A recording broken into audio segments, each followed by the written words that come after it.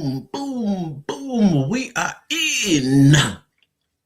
Okay, a big disclaimer. I am struggling with my internet.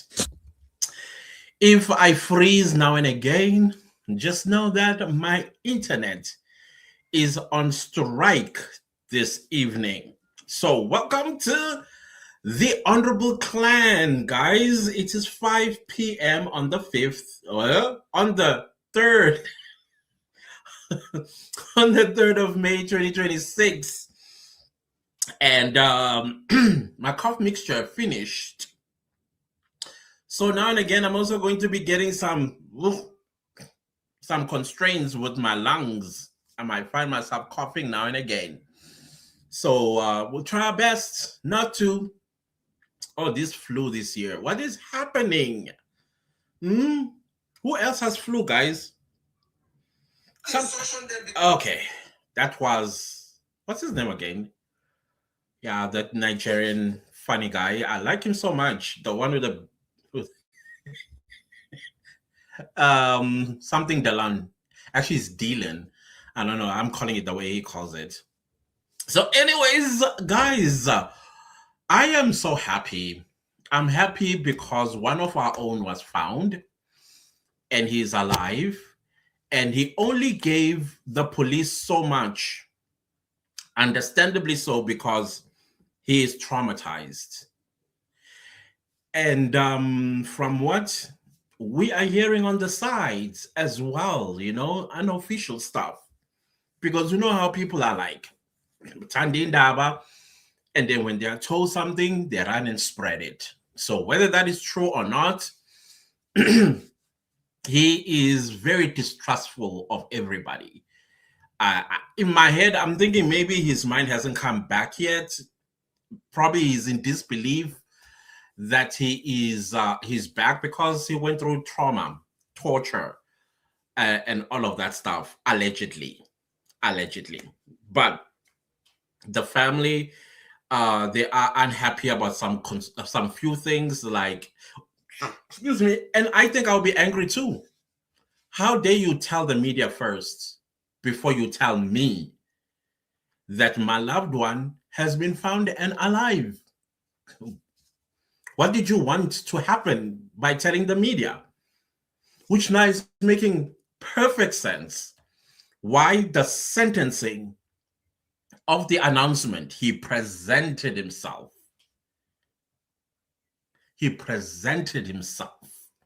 So obviously, you're already casting a doubt. That is why now suddenly you're having the red ants running and saying he faked his own kidnapping. For what reason? What is he going to gain from kidnapping himself? What was he going to gain? From what I also hear, one of the things that forced his kidnappers to release him was his status in society. They were not sure because these are foreign nationals. And so the government, from where I am seated, they thought, okay, how do we neutralize South Africans? Because to me, what the police provincial commissioner was doing, and Panyaza Lusufi, he was neutralizing us by throwing in some South Africans in plural. Then I said, okay, suppose there are South Africans, and I'm going to put air quotes here, because there are a lot of illegal foreigners that not stole our identity per se. They pretend to be us. So on the identity side, on those so-called South Africans, a thorough identification investigation needs to be conducted. But even if the results were to say they are also foreign nationals, they want to neutralize us to make sure that we do not do something stupid. That's where I am sitting from list, because sometimes with this government, never trust them. We don't trust a word that comes from them, because most of the things that are going to say to us are sanitized so that there won't be a negative reaction from the population. This is their own doing, by the way. They are the ones who place South Africans in this position. And now they are living in fear that South Africans might do something stupid. It looks like the example I gave about the hand grenade. It's not only to illegal foreigners in South Africa, but also to government. Some government official one day will wonder, what is this ball with a pin?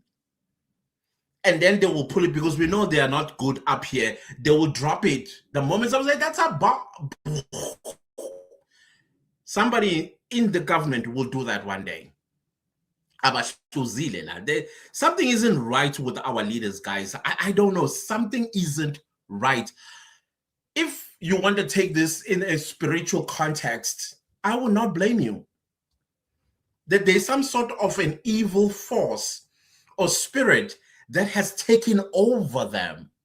And this spirit hates the people of South Africa. And so they are the vessel of this spirit, and it is always showing us flames. Always showing us flames. So when I saw Panyaza Lesufi, because he was the first one that I saw this morning, and I was like, sir, I'm sorry. When you open your mouth, I know you are lying. I know you are lying. And I did pick up some few lies in his delivery. I also pay attention a lot to body language. One of the things that we learned in high school, I don't know if it was done everywhere else, is how to read the body language. The breath somebody takes when they're about to lie or have told a lie. And he did several of them.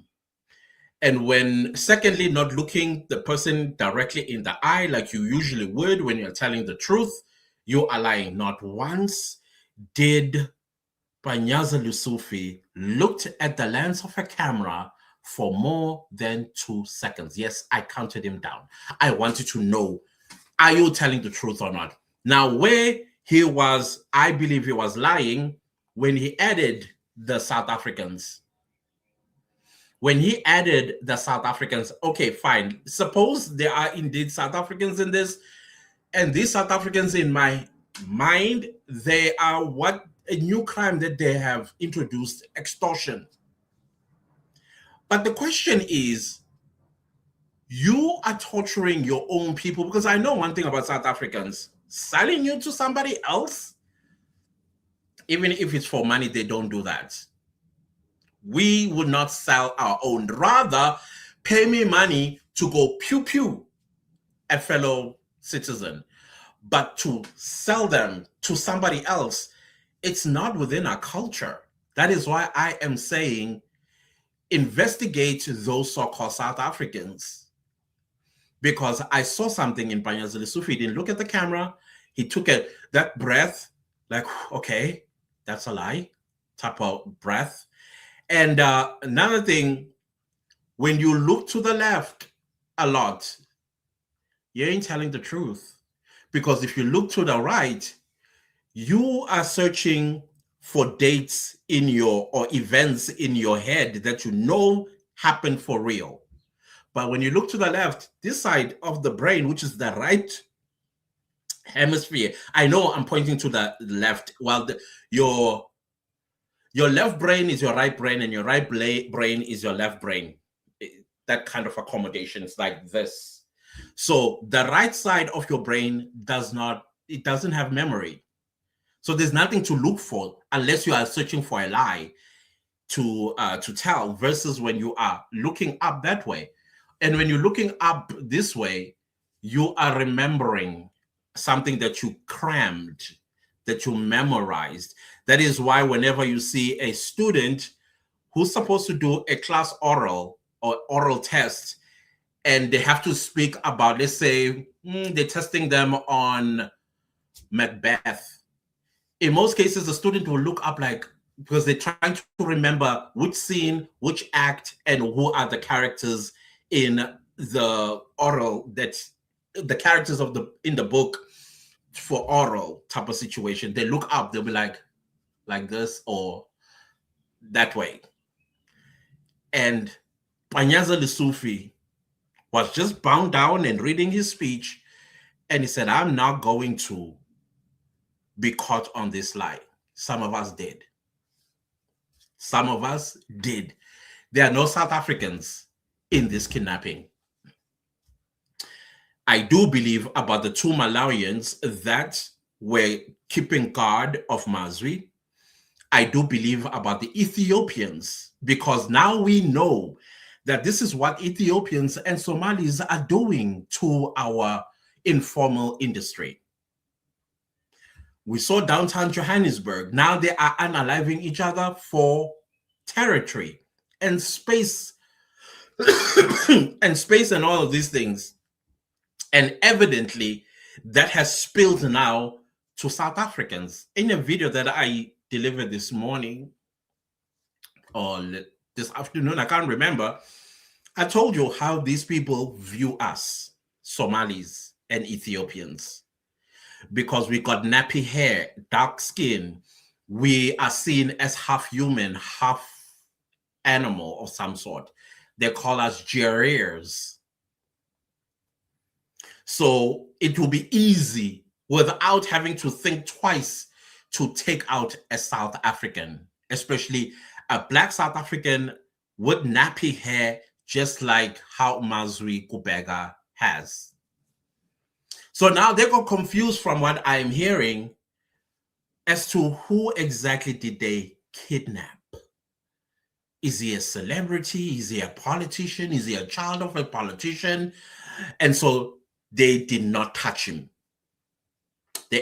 He was tinta in the first 2 weeks.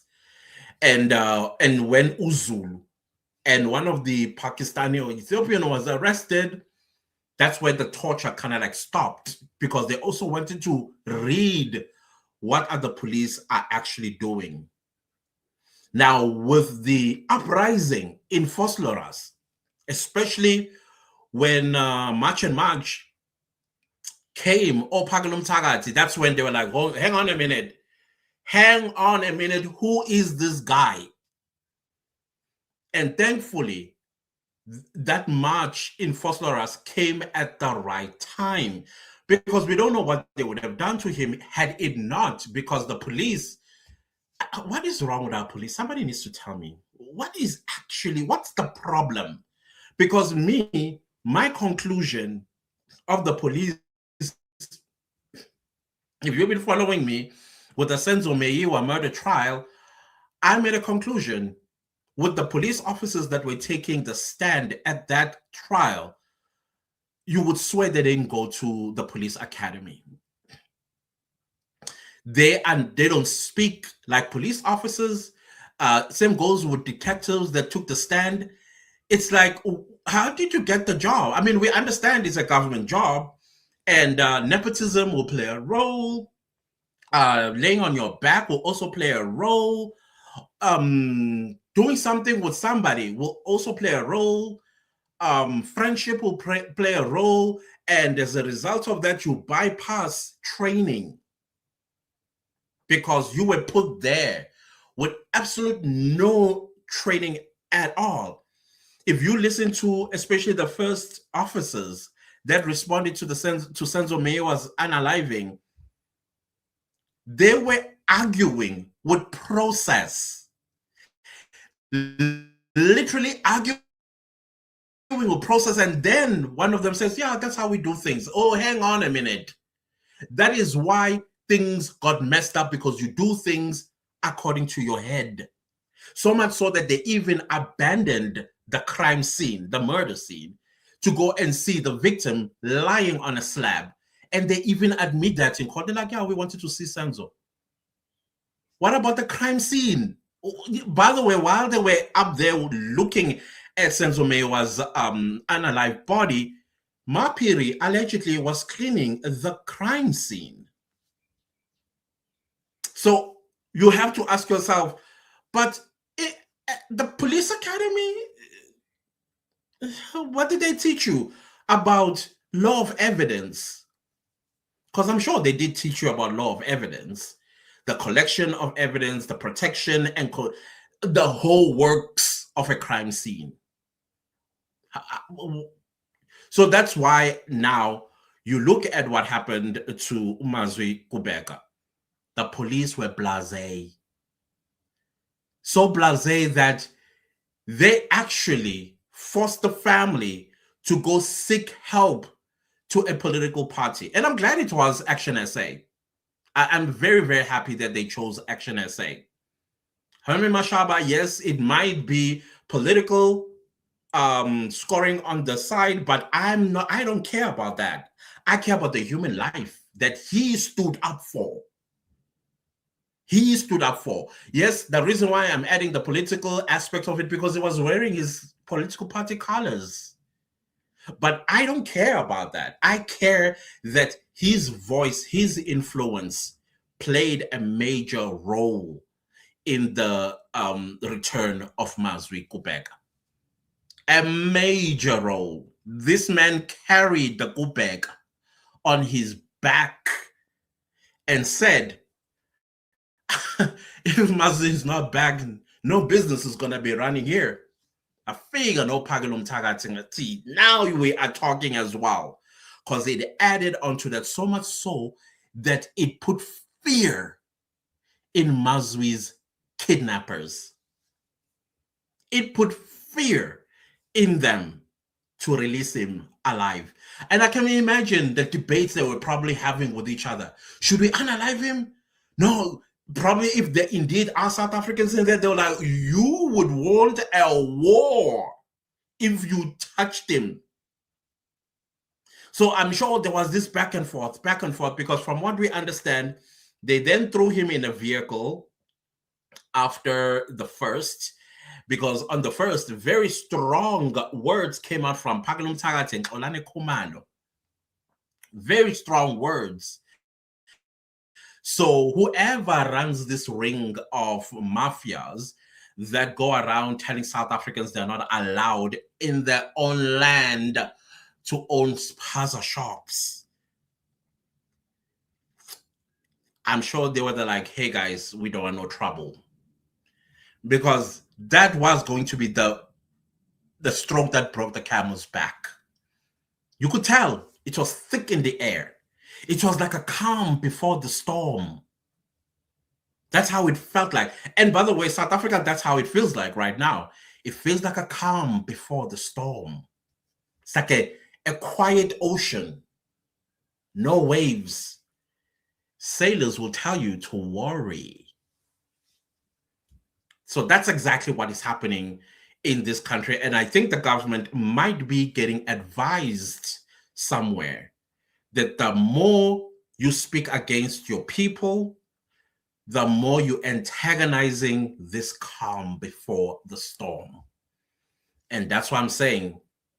Somebody is holding a hand grenade, but they don't know that it is catastrophic the moment they pull the pin. This is government. The illegal foreign nationals, they have their own, and the pin is already out. And somebody is screaming, don't drop it. Don't drop. How long are they going to hold it? For how long do you think they're going to hold it? At some point, they're going to have to drop it, throw it, something happens.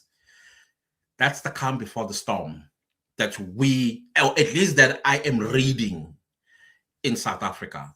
Somebody's going to do something stupid or say something stupid. And the government is not telling its friends, guys, stop antagonizing South Africans. Say nothing, do nothing. But no, Ramaphosa's like, if you are legal foreigner in South Africa. No, we're not talking about legal foreigners. They are welcomed. We've been screaming this on the mountaintop that legal foreigners are welcomed in South Africa. We all welcome them.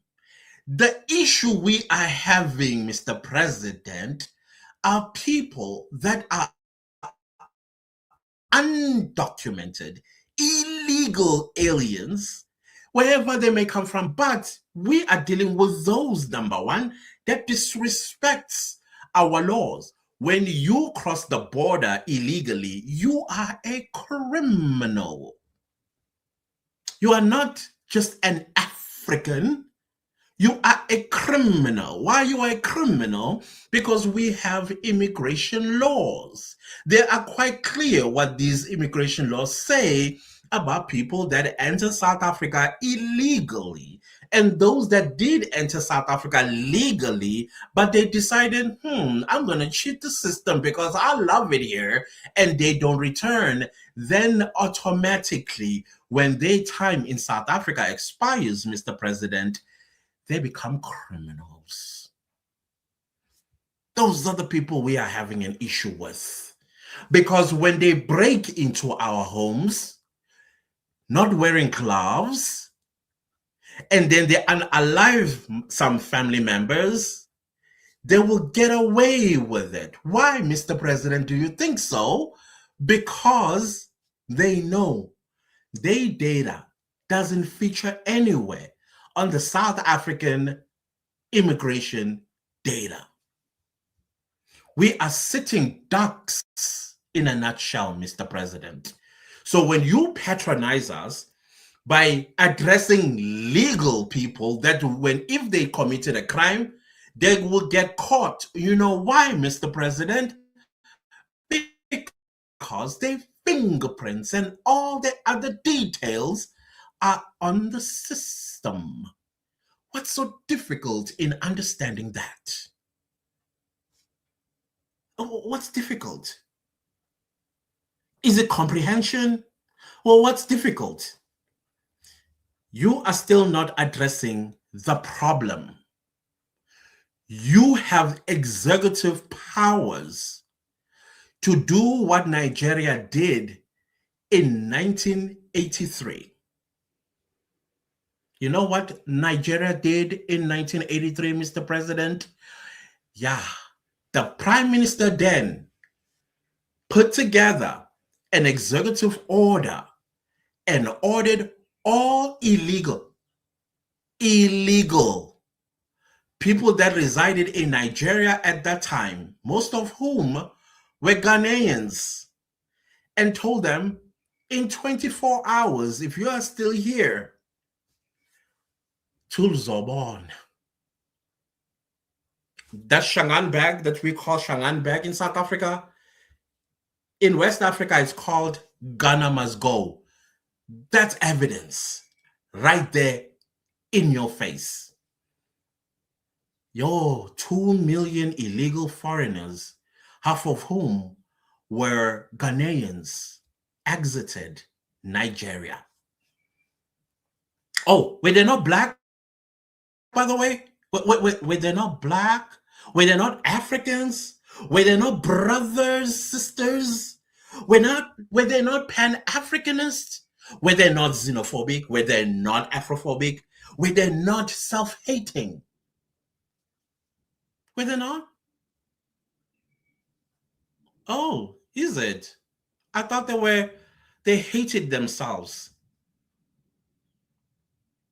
So South Africa must just roll over and play dead. Why? Because during apartheid, we helped you guys. Helped with what? Solidarity? Some are making claims of $61 billion. How is it possible? You are riddled by coup after coup after coup after coup, all the way to 9 times. 1963 all the way to 1994. And you had time to sign checks to a country that is far, far, far down there, and it has strict operations and functions. How did that money get to us? How? Every time when we ask you guys about this, you run away because you don't have the receipts. We know what each African country did and what they did not do. And secondly, what family member did you lose in helping South Africa? What family member did you lose? please, we would like to add them onto our history books, so that our children, their children's children, get to see what unity is, what solidarity is, what is brotherhood is, etc., and so on. But I can tell you the countries that are not making a noise, that actually did help physically, I can tell you who they are if you want to. And I said something in a video, I'm not quite sure if it is on this channel. There are 1.6 billion people on the African continent. South Africa is at the tip, right there, at the like here, of Africa. It's not a big country. It's not Russia. It's not Algeria. And you want all those people to come to South Africa because we are Africans? Make that make sense. I understand your education systems, they are not quality enough to have taught you population and distribution, taxes, economic growth like your GDP, and all that sort of stuff. Because y'all think, oh, we are all Africans, let's go to South Africa. Where are you going to get the water when you get here? Electricity. What are you going to be eating? Okay. Anyways, I think we've overspoken about this. I think it's about time that as South Africans, we just let our work speak for itself like we always have.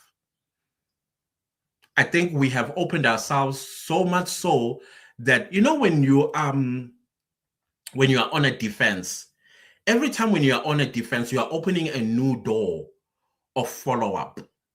Every time you defend that, another new door opens, and it's never ending.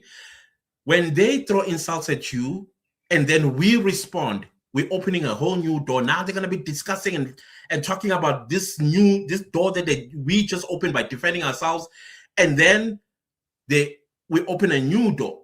I think it's about time we just let them do whatever it is that they want to do. It's clear that they've convinced themselves in their brains. However, that doesn't mean that you shouldn't do anything. We should continue as a nation together to push for our agenda to succeed. And that is to reclaim our country, to rebuild our country that they've destroyed.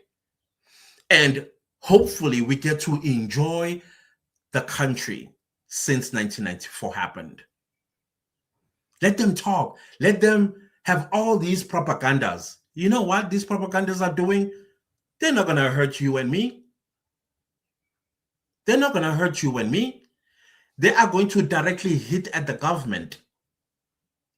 Directly hit at the government. Tina, we know what we are going to do to the government in 2026 and in 2029. On the ballot paper, we know what we're going to do. We know what we are going to do. So if we keep defending ourselves and explaining ourselves, and they love it. They love it. Their content creators get to create content, and then they twig the facts so that they gain more views and more subscribers. All of that translates to dollars. All on lies. All on lies. You know, I do not regret that South Africa suddenly has a spotlight shining on it. We are a country far, far, far away. If you're coming from Europe, you will fly to South Africa plus or minus 12 hours. To fly from the United States, whether from Atlanta or Newark, New Jersey, or even Washington, D.C., the flight is plus or minus 14 to 15 hours to get. All those, they are long flights. From Australia, it's 14 hours. Or from China, 12 hours. From Brazil, 9 hours. Or South America, for that matter, 9 hours. So it's expensive to come here. But because us South Africans, yes, you and me, whether you're black, white, Indian, colored, and Chinese, South African Chinese, we made this country a soft spot for many people around the world, irrespective of race. We made it, us, with our own blood, sweat, and tears. I don't care who says what, because the worshippers of a certain race, they'll tell you, it's fine. We are no longer going to explain ourselves. We have issues, yes. We have corrupt politicians, yes. You see, us South Africans, we tell the truth on us, on us. We snitch on ourselves.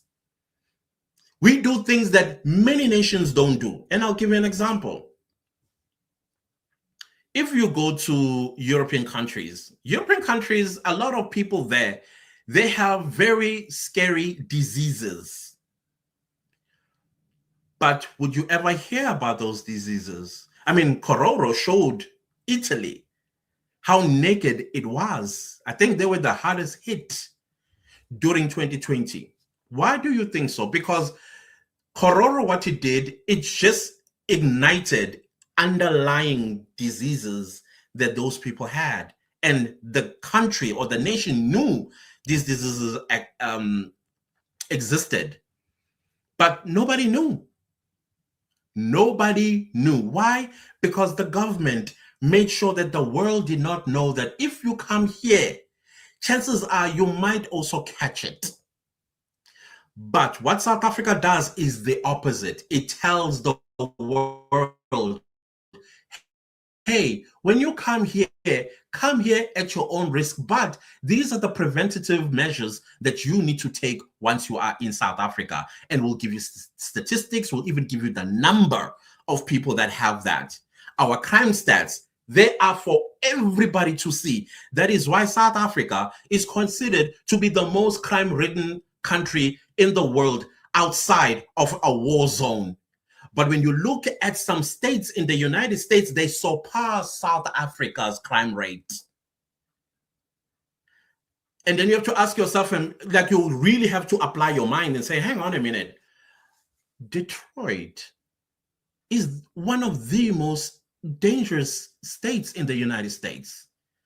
Their crime rate surpasses that of South Africa. But how come South Africa takes the cup? And somebody will say, oh, because it's a state in a country. States in the United States are countries. They are countries themselves. Some of these states, their population is more than ours. Remember, they are a population of over 300 million. Make it make sense. Make the math. Africa, there are countries that don't keep records. They are bad at administration. Nigeria, they don't know what the crime rate is. But South Africa, if you look now, because everything boils down to population, the number, science, mathematics. Nigeria has 250 million plus people. South Africa has 63.1 million. 250 million versus 63.1 million. Where do you think most crimes are committed? Where do you think? Yeah, the most populous one. But because they don't keep records, I mean, I've shown videos, I think on TikTok, if I have not shown it here, where dead bodies lie on the pavements of Nigeria. Nobody's coming to claim them. The police pass one of them. We even saw a police station all across the road from the body. And that body has been sitting there for 24 hours and people are just passing it as if they're just passing it like it's a normal day. That death is not recorded and will not be recorded. We do that here. We are called the three-letter word capital. And the reason why I'm saying three-letter word is for you to, not because I'm afraid to say it. The three-letter word that you suppress with ARVs. Again, look at the population of Nigeria and the population of South Africa. Because we are truthful about our stats. 7.8 million to 8 million people are infected with the three-letter word. And 7.8 to 8 million of them, they take ARVs. But if you go to that country, can you? That's all I'm going to say to you. So never allow people to make us feel small simply because we are truthful. We are actually suffering because we are truthful. And I am of the view that we should be truthful. We should be open. So that when you come here informed.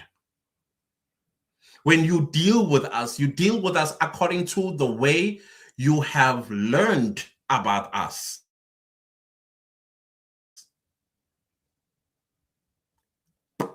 They weaponize that against us.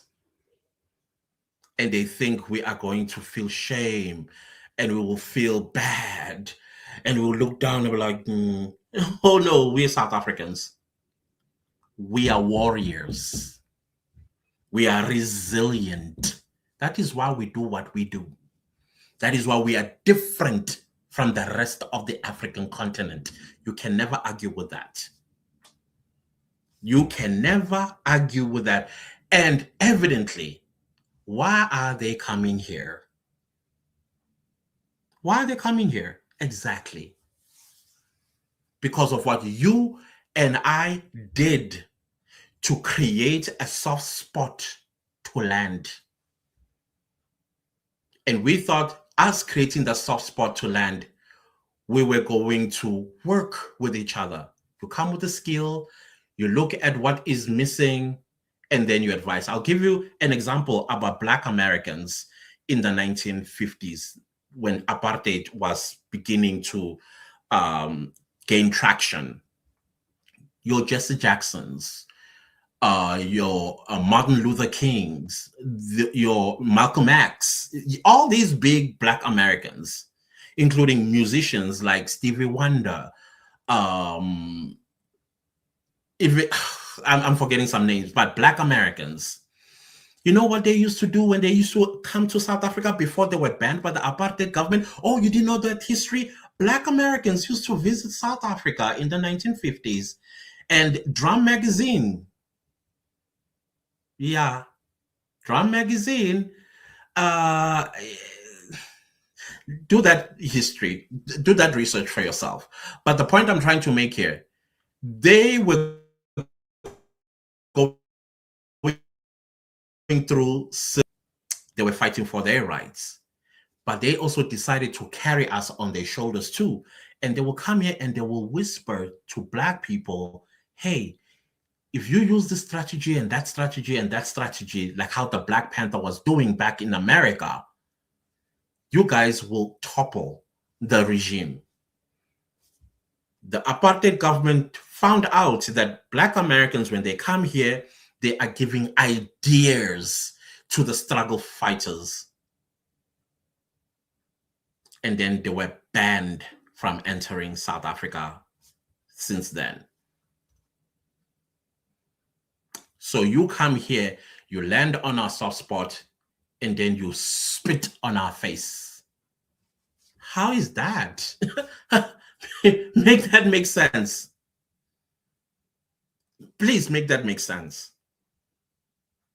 You spit on our face instead of saying, hey, okay, back in my country, this is the issue we are having. To prevent the same issue from happening here, guys, you need to make sure that your leaders are people that are you, that understand you, that come from you. Not people that already, when they came to South Africa post-1994, they've already experienced drinking tea, like this and speaking in an accent, hong, hong, hong, hong, hong. They don't know you. They don't know your struggle. They are going to take whatever it is that they learned in England and elsewhere, and they'll be detached from you. That's what we thought they were going to do. And we build South Africa together so that themselves, they can feel a piece of it within them. But no, they decided to spit on our faces, on our face. They decided to invade our homes, rearrange furniture, paint the walls their own colors. They take your main bedroom, they make it their own. They invite their friends, family members to like, and when you say, hang on a minute, but this is my house, they say, we helped you build it. I'm sorry, what? And by the way, while we're here, we're also going to your children. They are not going to reach the age of 25.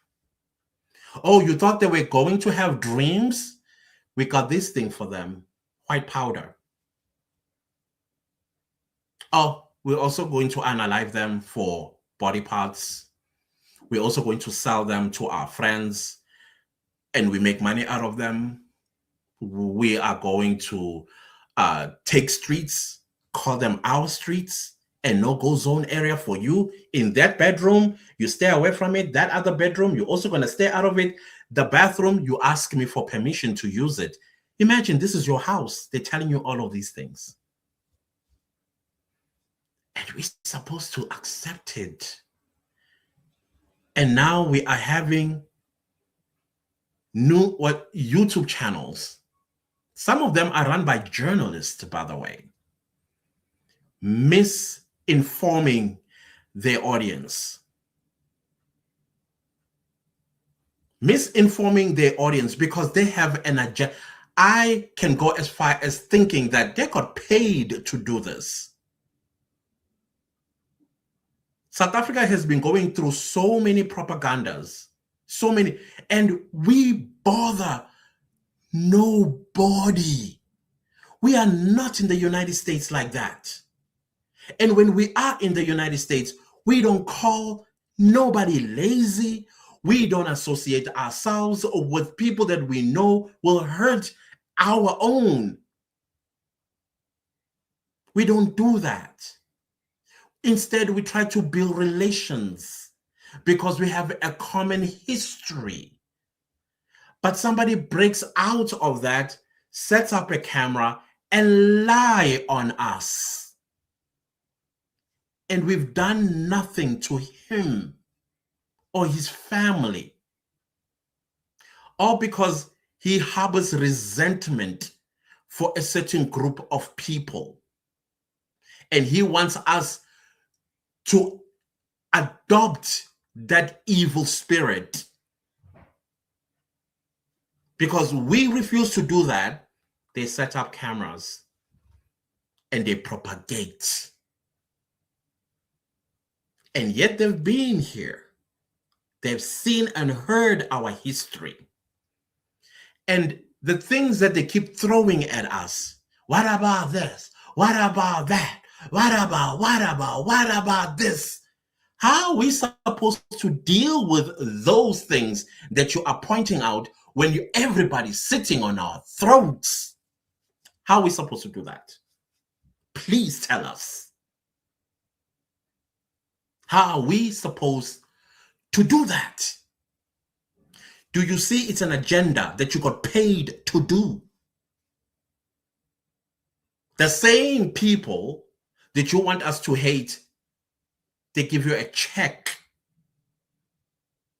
to speak ill of a nation that has bothered nobody. We bother nobody. We bother nobody. No country on this earth can accuse South Africans of being a nuisance. Not one. But no, let them feel the heat. For what?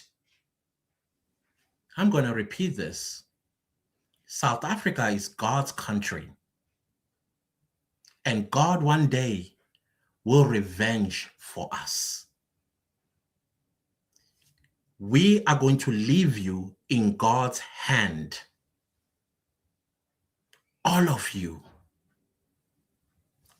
Every one of you. We just hand you over to God to deal with you.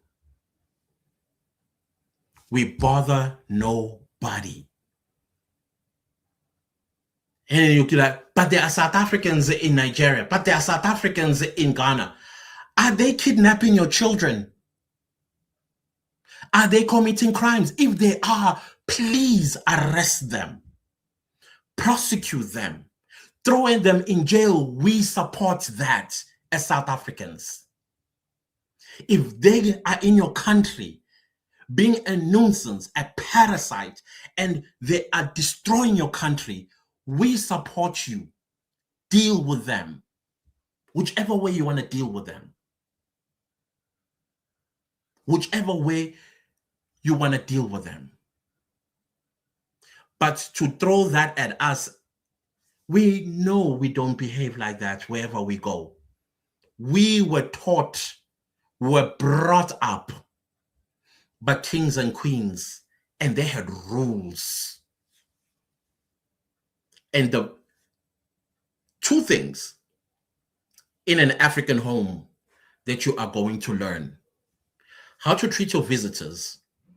They are more important than the family members. Probably that's the reason why, we find ourselves in this, because we've been accommodating and exercising our Ubuntu. And then people thought, these people are weak. Try us. The second thing that we are taught, when you go to somebody else's home, you don't sit on their couch. You take the floor.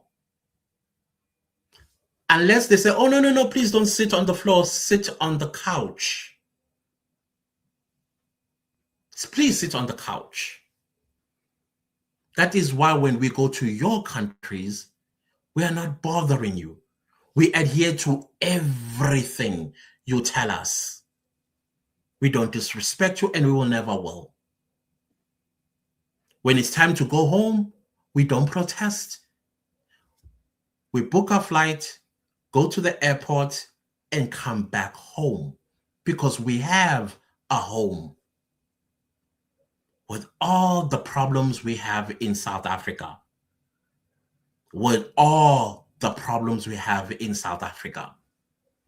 we still come back home to our corrupt politicians, to our politicians that sold us to you. We still come back home. And you know, when we come back home, what we came to do? To fight for our country, to fix it, to prepare it for our generations to come. Because the last thing that we want is for them to come to our graves and zip their pants and pee on our graves and spit and say, shame on you. What on earth did you leave me? What on earth did you leave me? That's us South Africans. We bother nobody. Why is it easy for everybody? Why is it so easy for you guys to do the things that you do to us? What is wrong with us cleaning our country after we've lost so much? We never got to enjoy our freedom. Did you know that? We moved from captivity to a new captivity. And now, because the spotlight is on us, suddenly you guys are seeing things that you are not used to. A white person, Miss South Africa, What is wrong with those black South Africans? Your small mind, because of your own prejudices and experiences, you want to impose them on us. You do not do your research. Why South Africa has had white Miss South Africa, Indian Miss South Africa, colored Miss South Africa, black South African Miss South Africa. You don't understand because you choose to. You know why you choose to? Because you are evil. You want us to be exactly like y'all. You know why God favors South Africa? Why South Africa is God's country? Because we have adopted the very nature of God. Love and forgiveness. I know it's something strange to you guys. And let me tell you something. You are still going to see more white Miss South Africas, Indian Miss South Africas, colored Miss South Africas, black Miss South Africas for the rest of you, as long as the spotlight shines on us. We will teach you. You will learn lessons you never thought you were ever going to learn. And you can try your level best to try and bash us, call us names. I want to say something, but let me improvise the word. We don't give a funk. Not in the slightest. You can go jump in a crocodile-infested river. That's how much we care. We are South Africans, and you are not going to change us. Not once. You don't know us. You don't know what we've been through. You don't know our very own heart. If that to you means we're stupid, cool. But we're not going to change for you just because you said that. We're not going to do that. Oh, your mentality is so enslaved. We never were slaves. We never even sold a slave like other West African countries have. Oh, you think we don't know that? We do. So you can try and manipulate us. You can try to propagate us. You can try everything that your evil heart wants to throw at South Africans. Go ahead. We're done explaining ourselves to you. I don't care where you come from. We are done explaining ourselves to you. Yes, those of you with the money, let me tell you something. During apartheid, Black people supposed to have suffered. Black people supposed to have suffered. But you know what was happening? We were thriving. Under all that circumstances, we still had a smile on our faces. We as children still played. Yes, whenever we saw a hippo, we split. If you don't know what a hippo is, it's a apartheid police truck of some sort. They will shoot tear gas at us, and then we will run. Once the tear gas clears and the apartheid state police gone, we came back to the streets. We played soccer on our dusty roads. We went to school, even though our education system at the time was dumbed down. But hey, guess what? We here. We enjoyed our blackness, funny enough, just amongst us. Just amongst us. When they came and they said, you need to go work there, we said, and so what did they do? They went and collected other people elsewhere to be slaves. Yeah, they did. The reason why we have Indians in South Africa is because Black South Africans refused to be enslaved. Chinese in 1879 were brought to South Africa because we refused to build them railway lines that ran across the land they stole from us. We refused. So they went to Asia and collected Malays, Indonesians, Chinese, and even Thai people, they brought them here. Today, we have a community called the Colored people. They are a mixture of all those Asian countries. Evidence of what? That us, we are resilient. So bring on your propaganda. Bring it on. We've been through hell and back, and you think your propaganda is going to break us down? Surely you don't know us. God saw us struggling, suffering, being maimed, killed, stolen from. And God said, keep my nature with you. And we did. And we did. And we continue to do to this very day. That is why our so-called Black African brothers and sisters have climbed on our head, unzipped their pants, and pissing on our head. The urine is falling right down our faces. Dare you go like this, you're called xenophobic.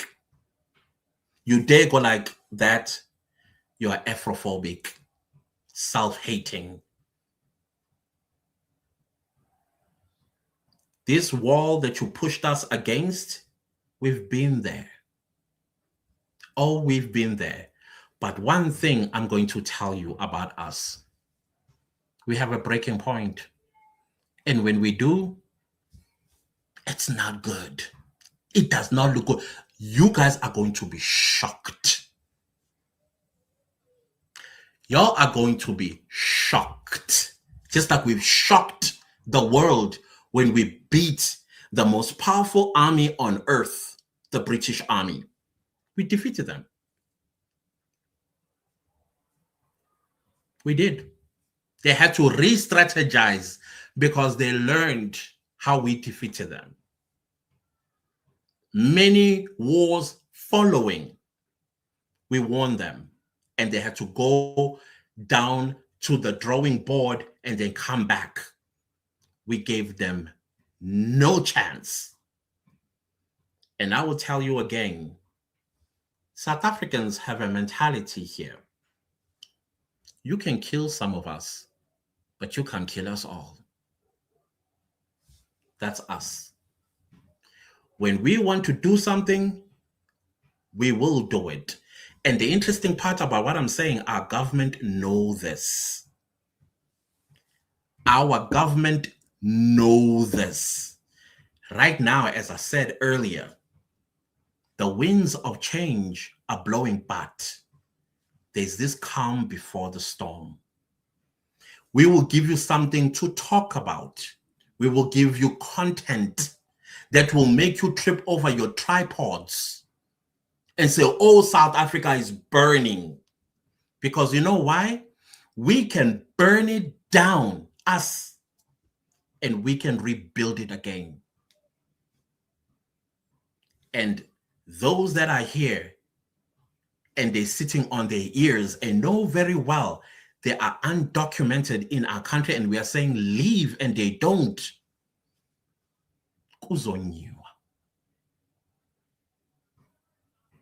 I'm telling you. And I've said before, if you have not left yet South Africa and you are illegally here, don't blame us. Yeah, of course, the government is going to throw some of us in prison. The government may even shoot some of us. Well, they did it in 2012 with Marikana, the very president that's sitting, 34 or 36 people shot with live ammunition. For what? For asking for a better wages. Just because they wanted to take care of their families. Bullets were pumped through their brain, stomach, and hearts. And they still stand. Oh, they still stand. We are a nation that is traumatized, but we take our trauma and we convert it and work with it the best way we know how. In the process, we don't antagonize God. We don't ask God, why us? No South African, when they kneel down and pray, ask God, why? Not one. Not one. So if you think, oh, the South African government is going to do something, because we see you guys, what is the South African government doing? We South Africans. We are South Africans. The government knows very well. Oh, it knows. These are South Africans, don't touch. We're the only African country that can tell our president where to get off. And no consequences, unless he's a killer. Unless he's that. Nobody tells us what to do, when to do it, how to do it, or why we are doing it. That's a big mistake you will ever make. And the biggest mistake of all is trying to control us emotionally, intellectually, mentally, physically. We will fight you back. We ain't afraid. Can kill some of us, but not all of us. So if you come to South Africa, come to South Africa the right way, and we will warmly welcome you, like we've done with all that have come here. They feel our love. They feel our hospitality. They feel us, and they feel at home. That's exactly what we want. So that when they go back home revived with a new perspective in life. Because we give them that life to look forward to. What have we done to you to deserve this? Calling us names. You call us names. You don't do your research. You call us uneducated, and yet we rank top 3 on the African continent with the best education, best of the best of everything. We hold the 3rd position all the way up. Google anything in sports. Google us. The least that you can do is to do that, so you can understand what sort of a nation these people are. Get rid of your whites. They're not going anywhere. We are not going to let them go anywhere. If you want to leave, fine, go. But us taking arms and driving them out, you're dreaming. You are dreaming. You can say, oh, you see how a colonial mind is like, full sack. Full sack. So, anyways, I hope now you understand us. I hope you do. And I know as I speak, forget about the so-called intelligent South Africans that set up cameras on their dashboard and say nonsense against their own people. When the revolution starts, I'll leave it there.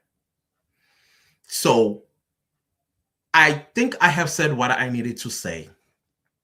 I think I've said what I needed to say about us, because I think it's important that as you throw this vitriol at us, we don't give a rat's tail. We don't care. You can speak until you foam in the mouth. We still don't care. We'll check if you're okay. Are you all right? You cool? All right. Then we move on, being South Africans with the very nature of God. But one day, God will answer for us. All the lies you tell about us, they will come tumbling down on you. You will think your ancestors have turned their back on you. You would even think God himself turned his back on you. Why? Because you asked for it. Touching a nation that bothers nobody. A nation that is quiet, a nation that tries its level best to create conducive environment for people to at least go back home and deal with the nonsense. G7 meetings, we always invite 1 or 2 or 3 African countries, but we hate Black people. We hosted the G20. We invited how many African countries to also benefit from this? Oh, by the way, we hate our Black people. Staying on G20, South Africans, we made sure that the African Union is taken on board by the G20, African Union, but we hate our own. Make it make sense. Please make it make sense. We always carry our so-called brothers and sisters on our back everywhere we go because we also want them to succeed. We get attacked by Donald Trump. None of them say anything. And we're supposed to be brothers and sisters. Nobody, not one African country stood up against Donald Trump for bullying South Africa. Oh, African countries are turning their back on South Africa. Let them turn their back, please. At least we'll have peace. Let them. Oh, Donald Trump is going to sanction South Africa if you continue with this nonsense of yours. We're members of the BRICS and we're co-founders of it. Oh, America, superpower, where you're playing games. Go and do your research and see what is the global population. And out of the global population, how much global GDP the BRICS make versus the G20. We are the new superpower, in case you did not know. We are shaking this world. South Africa is part of that. Oh, does that make you have chest pains? Good. Every time you guys try to bring us down, God comes and say, not with my people. Isn't it science that says that South Africa is the cradle of humankind? So that means the first foot of God is here in this country. Continue challenging it. Continue. But one day, you're going to come back on your knees begging for forgiveness. We will forgive you because we have adopted the very nature of God and we will love you. But don't think that we are ever going to trust you again. But one thing we will tell you to do, as a matter of fact, we will ask you, how can we help? How can we help? That's what we've been doing all these years. But whenever we say, guys, can you give us room? Then suddenly we gave Nelson Mandela $61 billion. How'd you give a country $61 billion when your GDP was at $4.2 billion? You are going through 9 coups d'etat. Who are you fooling? Who are you trying to convince? Because definitely not us. Oh, definitely not us. But we've done so much. So much. No, go home. Go home and fix your country. We are standing on that. We're not moving or shaking on that ground. You are going back home, whether you like it or you don't. Ramaphosa will just stand there aside. Be like, okay, you're on your own. You are on your own. Anyways, let me read some live chats and close this live. Thank you guys so much. I felt it's important that we talk about this, that we let the world know we are not afraid. Sanction us, do whatever you want to do. That's going to make you sleep better at night. We've been through hell and back. Isolate us, do whatever that makes you feel good. How it's a righteous thing to do, right? Godly thing to do. Nonsense. Okay, let's go to Mtogo's Cleanses. You will not find any foreign national that was insulting us publishing the story of Mazwi, because they know their fellow illegal foreigners, they are responsible for kidnapping him. So the world must not know that. The world must not know that in fact, I don't even know how many of our own that are gone missing because of them. Yeah, I agree with you, Mtogozis. Abambe. Knox KZN says, I do not trust our government at all. If you trust this government, you're doing it at your own peril. Where did the 500 million go to? Oh, this was far more than that. Meant to uplift South African small business owners. Swiss bank account, Dubai, Cayman Islands. That's where you'll find those monies. Zandile Dube says, our government is like Batagatiu. They are possessed for real. Bonke benza the same thing. Oh, batsheliwe ukuthi abaziqhelise with South African issues. The way they are, I don't know who they're listening to. Some people say it's globalist. Some people, whatever global agenda it is out there, it's now one gets to listen and look into it. And you're like, yeah, there's a chance that South Africa was sold to the highest bidder. And the owner of South Africa isn't happy at all with them. So that is why they are saying things that leave us all going, huh? I know. Is there something we're missing? That owner must know. Nokolo says, South Africans, we are on our own. Oh, we've been on our own for a while now. These people are advocating for new world order. Therefore, it's their plan to collapse every continent so that they implement it. Yeah, I guess if that is what's happening, there's got to be a global superpower that must arise from that.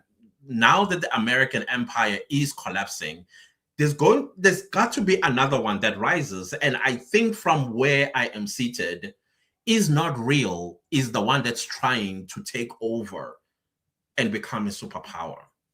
From where I'm seated, it looks like that. Nokolo continues to say, everything and everyone is captured. Even at grassroots level, I'll tell you something about Uphakile Mthakathi that I'm worried about. I'm worried that Uphakile Mthakathi will be approached at some point by some forces. Number one, they're studying him as we speak. They will want to know what his weaknesses are. If it's women, they are going to send a woman to him who will turn around and accuse him of raping her, destroying everything, his reputation. He'll be running to court until whatever money that South Africans have donated is dried out. If it's money that he loves, he definitely has a price. He definitely has a price if he loves money. Thirdly, they might entice him with national leadership. A certain political party might approach him and say, hey, because they want numbers. But as you know, every organization has rules, regulations, image, and reputation to protect. So Uphakile Mthakathi is a person that has free speech. He speaks freely. He expresses himself very freely. But if he's under a political establishment, they're going to tell him that, hey, our constitution. So he's going to have to tone things down. The fourth thing that they might do is find a way on how to turn one of his men to unalive him for money. Now he works with different people. People are different. He might be astute and firm in his beliefs and morals. But the person next to him, I'm not saying it's Ungisum Tunu. I'm not saying that at all. Or I'm not saying it is Jacinta Ngobesa, Zuma. I'm not saying that either. But there are some other people. I mean, we've seen this play over and over and over again in history. We've seen it in history. So my biggest fear is those four things. Question is how strong he is. I know he is a strong man. That I know. But he's a human being. I'll leave it there.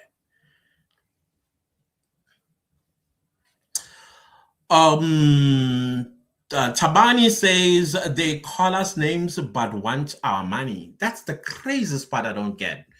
You say you are being unalived in South Africa en masse, but you refuse to leave. You say South Africans hate you, but you are not leaving. You say South Africans are xenophobic and they're attacking you and they are burning you, doing things, but you are not leaving. In an environment where there's fire, you don't walk into the fire. You walk the opposite direction. You'll behave as if you are orphans back home. Like you don't have a home to go to. Even if you don't have a home to go to, you have a country to go to and fix. And the most people that come here are warm-blooded young men, except for Nigeria. It's like old men that are coming down here in their mid-40s, 50s, 60s, even 70s. All to sell drugs, kidnap our girls, and turn them into prostitutes. And now they are killing them and cutting them up and stuffing drugs in their bodies and shipping those drugs to a new destination where to kill South Africans, Nigerian men. Everyone else, Ethiopians, men, young men, Somalis, young men, people that's supposed to be taking arms in their country and facing their leaders. No, like cowards, they're running here. But when they are here, they're experiencing all these names they call us. But no, we are staying. You are staying inside a fire? You see how your propaganda is exposed. They are the ones that are exposing their own propaganda, the propaganda that you buy with your big platform. Ask them, why aren't you leaving? Go back home if this is what you're experiencing. Izitelo says, South Africa just bought buses from Uganda. They must put those buses to work. Abahambe. Well, I saw those. Is it solar buses? They look cool. I hope Uganda is going to spend the money wisely in empowering the Ugandan people. Grace says, we don't have leaders. We have managers, people who are paid by elites to control us while they forged the New World Order agenda, globalization, Geneva. Sorbonne. Zintatu says, we should intentionally boycott their businesses if it means having strict committees to guard those who don't comply. That's exactly the call, by the way, is that going forward, we're no longer going to know. They are going to come up with a strategy where they will put a South African face, but the money does not go to the South African. It gets collected like cash in transit. they would cash up and give to some ticket wherever it goes to. They are going to do that. And I am saying to guarantee that we need to go back. You remember back in the day when we needed to do groceries, we hopped on a taxi and went to the city. We need to bring those days back. It's as good as we are back there now. We will bypass all these spaza shops, hop on a taxi, and go to the city to do our groceries like we used to do back in the day. But we need to unite in that. As I shared on TikTok, I came across a live, and the live was done by Nyash News, president of Nyash or something like that. And there was a Ghanaian there who was very disrespectful. I think he's a seamstress, if he's not a fashion designer. And he was saying he sews or he makes Zulu attires and Xhosa attires for South Africans. Why South Africans are coming to him? Because South Africans don't know how to make these attires. He says because they are lazy, because they are stupid, or something like that, he said. And then I'm like, did you say Zulu attires and Xhosa attires? So before you came to South Africa, who on earth was making those attires? Let's see. That's how comfortable he has gotten. And he is biting the hand that feeds him. He says, we don't know how to make our own traditional attires. Instead, South Africans go to him. So it's time that if we are going to have what you call that day on the 24th of September, or any other traditional celebrations, whether it's a wedding, umemulo, whatever it is, amalobolo, we must no longer go to them. Because we do have South Africans in our community that can make those traditional attires. We do have them. He must never get business again from South Africans, because he says we don't know how to make our own attires. And yet our tribes have existed for thousands of years. Suddenly, when he came to South Africa, he knows us better.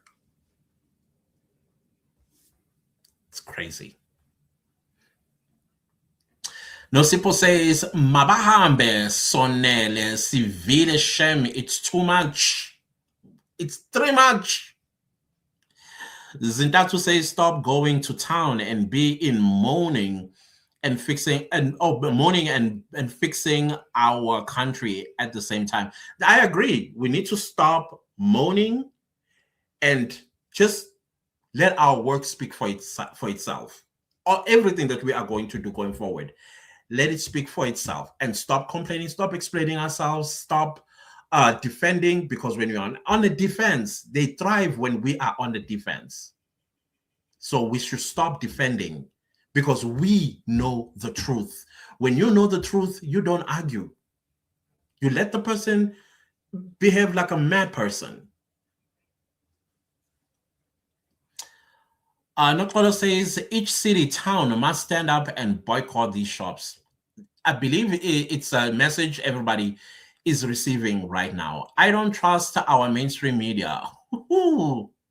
Subs and our sellout politicians. If South Africans were involved, we will hear from Mazwi himself, because our government, subs, mainstream media can lie with no shame. I think at some point he will speak.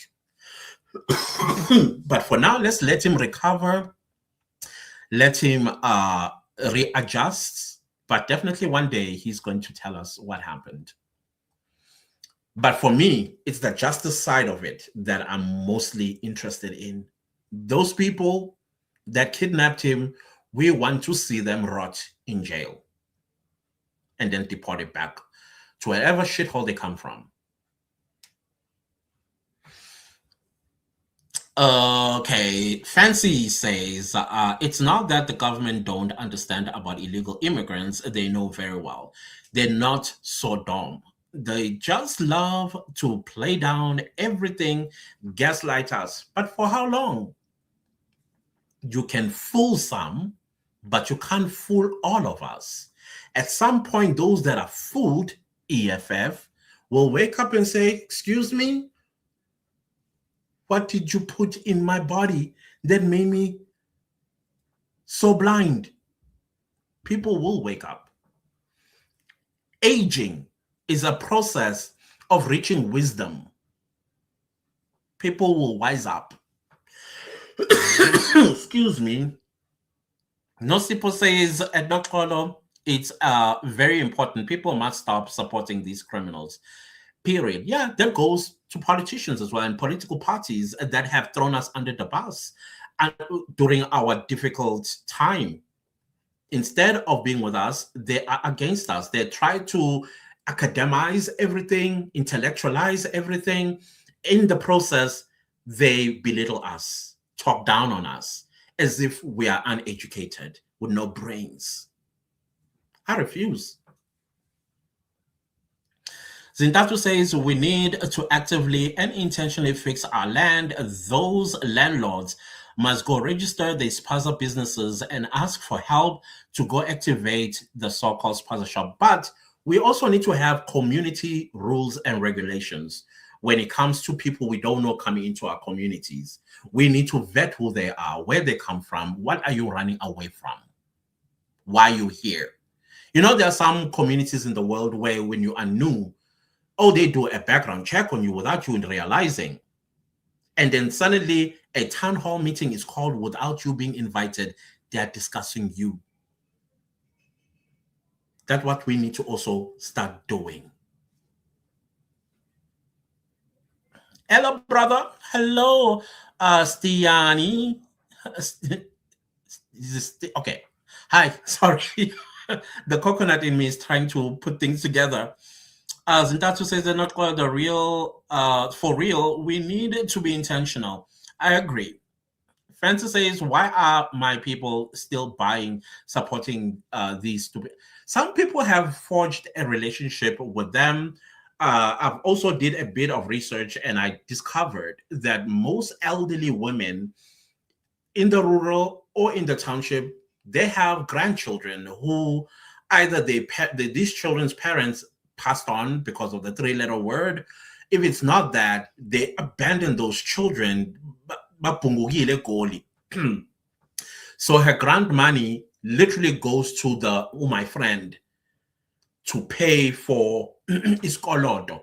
In that skoloto, she gets to buy maybe 10 kg mealie meal, oil, stuff that is going to carry them through the month. So if you take away these people, because they're saying, their argument is a South African spaza shop owner refuses ukuvula book, which is not true. We grew up, these Pakistanis and the Ethiopians and Somalis, they took that method from us. We had a book, at least where I grew up, the tuck shop that in my community knew which family that needed help and went and opened a book for them. Every month, they would look and calculate how much this Magogo owned. And then she comes and pays with her pension money. And it's a cycle. And then after paying, she has a wheelbarrow and the grandchildren are pushing a wheelbarrow. And then they are going to take more of the same thing they took last month. So somebody convinced Omagogo in the rural and townships that Black South African tuck shop owners, they don't open books. And so they've been afraid. So that's what my research discovered. So I think we need to change the narrative and say no.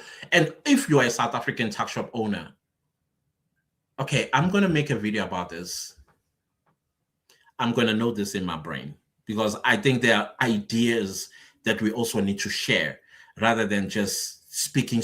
We need to have solutions, guys. And I think I do have some solutions. Lynette, hello, Lynette Play. Where are all of them now? Some of them are arrested. One is at large. Malawian and Ethiopian was involved in using what hijacked buildings. Yeah, I heard that too. The same black who we must build with, and just wait and see. They will insult us and say we started this. Yeah, of course we must stop responding. We must stop responding. Let them speak and be the fool that they are. Martha says, until we deal with the landlord who is the one giving the space for makulas, nothing will stop. Sorry about the word makula, guys. I'm reading. SA citizens give foreign nationals a place to do their business, and it is us also who buy from. Yeah, exactly. And the interesting part is the people that lost children from poisoned food, some of them still buy from these people. Some of them, not all of them. Some do. But because it's a short distance to my friend. Hey. Notlo says, I honestly don't understand why people are even buying in these shops. I don't know. Tandega, how are you doing? It's called what? Umhamba unge. Coconut, guys, you know, if you've been coconut first generation. I had to teach myself how to read and write isiZulu. Can you imagine? Zindatsu says Tanzania today just closed and chased thousands who are living there. Nobody is talking about it. Nobody's calling them xenophobic and all of that stuff. Europe is actually on fire with illegal foreigners, chasing them away. 30,000 Nigerians are said to be deported back to Nigeria. And guess what? They are complaining about the exact same things that we are complaining about here in South Africa. But guess who's xenophobic? Olani says Julius John. You started. I was hoping not to laugh. So Julius Jollof man.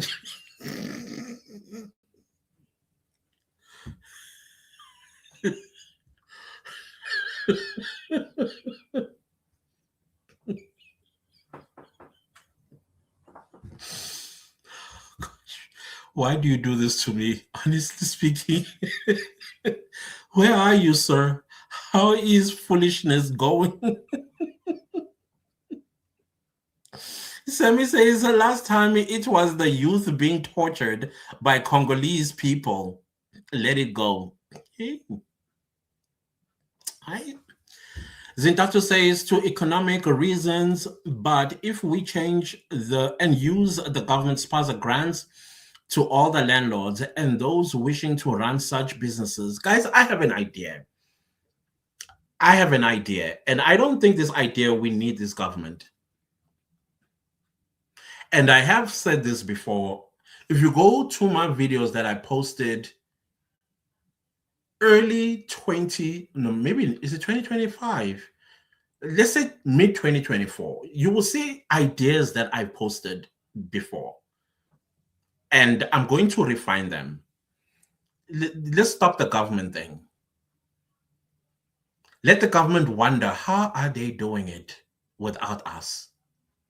Because we can do it. Right now, we are ready to pay Nigeria the $61 billion. But they need to provide us with the receipts and a bank account. That's what we are willing to do. Ghana also added itself on that list. We want receipts and we want a bank account. We can collect this money and give it all back to them. If we can do that, can you imagine how we can turn around things? Yeah. Sammy says kids disappear daily in South Africa and women kidnapped, robbed all the time. All the time. Hey, Jacqueline. Hi, Jacqueline. So good to see you here. Why is a certain leader in South Africa claiming that if you remove immigrants, there are not enough skills? He's speaking rubbish. And the people that support him, they are resigning from his political party en masse. And on top of that, they're creating videos and they are criticizing him, calling him names. They're burning every regalia they have of his political party. So there we go. He deserves it. There are not enough skills South Africa to replace them in jobs. He's lying. Totally lying. And to prove this to you, Jacqueline, you can Google us, where we ranked in terms of education, science and technology, engineering, education quality, top universities in Africa. Basically, you can either do top 10 best universities in Africa. I'm telling you, South Africa takes all those spots. There are probably 2 or 3 African countries in the top 10, all of them occupied by South Africa. He's lying. Nhlapo says, we must boycott their shops by stop buying from their shops. They think we are stranded when people are buying in the shops. So we paying tax for illegal foreigners. Mabahambe. True. John says, I think I know who this is. But I will read and show you what we are faced with. Clantis Dumagute, nobody is telling you to accept all Africans, but stop talking rubbish. You are the rubbish. And liars, Nigeria helps show us the proof. $4.2 billion in GDP between 1963 to 1994, and you gave us $61 billion. Who's the liar here? I understand your education system. Let's leave the education system. It's the Johns that drop out of school the moment they know how to read and write, and then they'll become a nuisance, a parasite, and nonsense in other people's countries. And then they come on a global platform like YouTube to write this rubbish. Nigeria helped us. 9 coups. They had also time to be signing checks. Keep fooling yourselves. I'll continue speaking nonsense. This is my country. I can do whatever I want. Where now? You're a coward. You ran away from your problems instead of facing Tunubu, an 80-something-year-old man that remote controls Nigeria from Italy or London. If it's not London, is here in South Africa. You think we don't know that your president also comes for treatment or for vacation here in South Africa? And then you say, I'm the one who's speaking nonsense.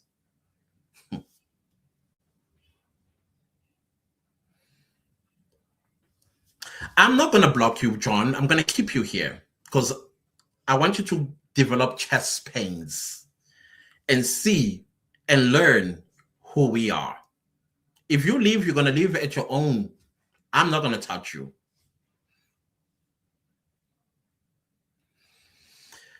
Let's continue. Zindatu says, and let me give you the heads up to those grants. They be given to those Ethiopians and Pakistanis, and grants. It was difficult for us citizens. Yeah, they're stealing everything. Sammy says his 2 boys are in South Africa and try to add to the gaslighting. I finished him by stating facts. Good.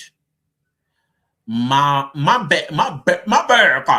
only time a politician tells the truth is when they call another politician a liar.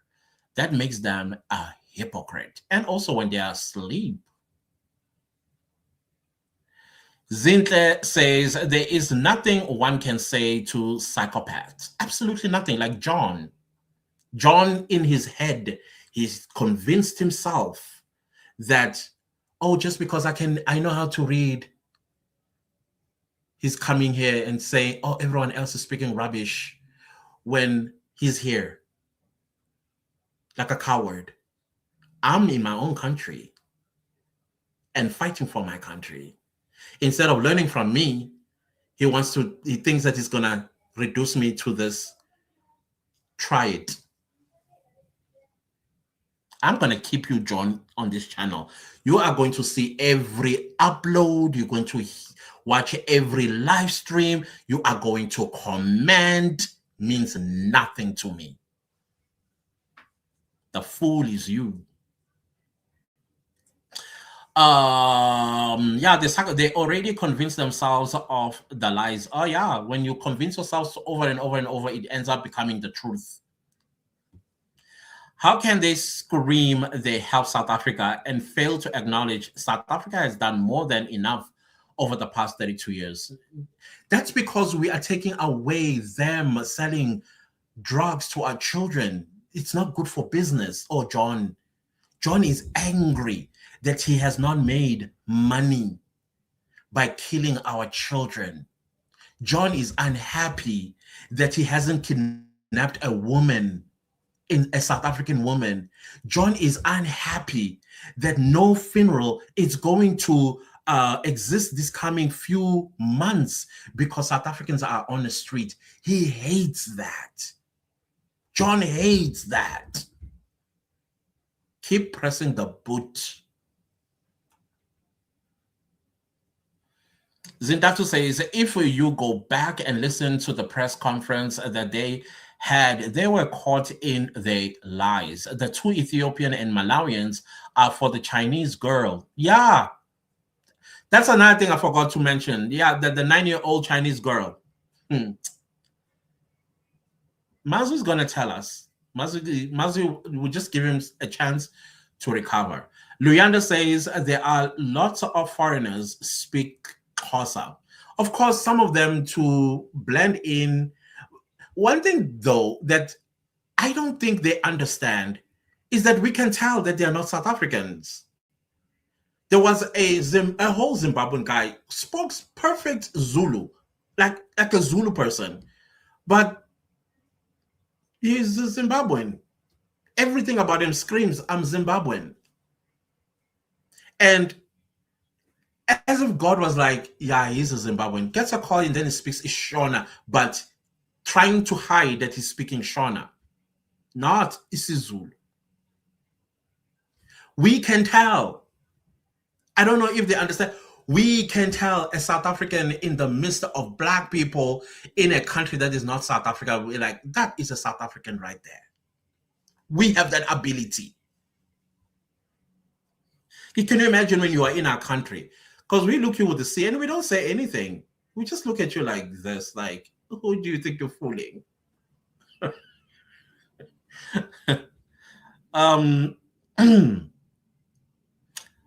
To save time, I'm not going to read the discussions amongst yourselves. Zita says that they are not even ashamed to scream they helped us. What the what? What the what? I agree. With what, Zita? Because they never show us nothing. No proof. They pull out a AI-generated news article and it's written $61 billion. Generated by AI. A newspaper that doesn't exist or ever existed.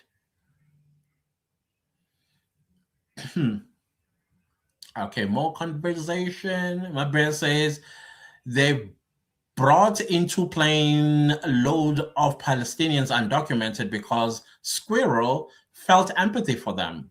They'll vote ANC on the 4th of November. And they're gone. Aren't they supposed to be gone? They were supposed to be here for 3 months. They're still around? Yo. Robert says, true. Hey, we've been through a lot as a country. Nosipo says, we are indeed the chosen ones, hence bezifuna apa. God will vindicate us, and that day is slowly coming. It has already happened, and it's happening. People are getting exposed on their own lies.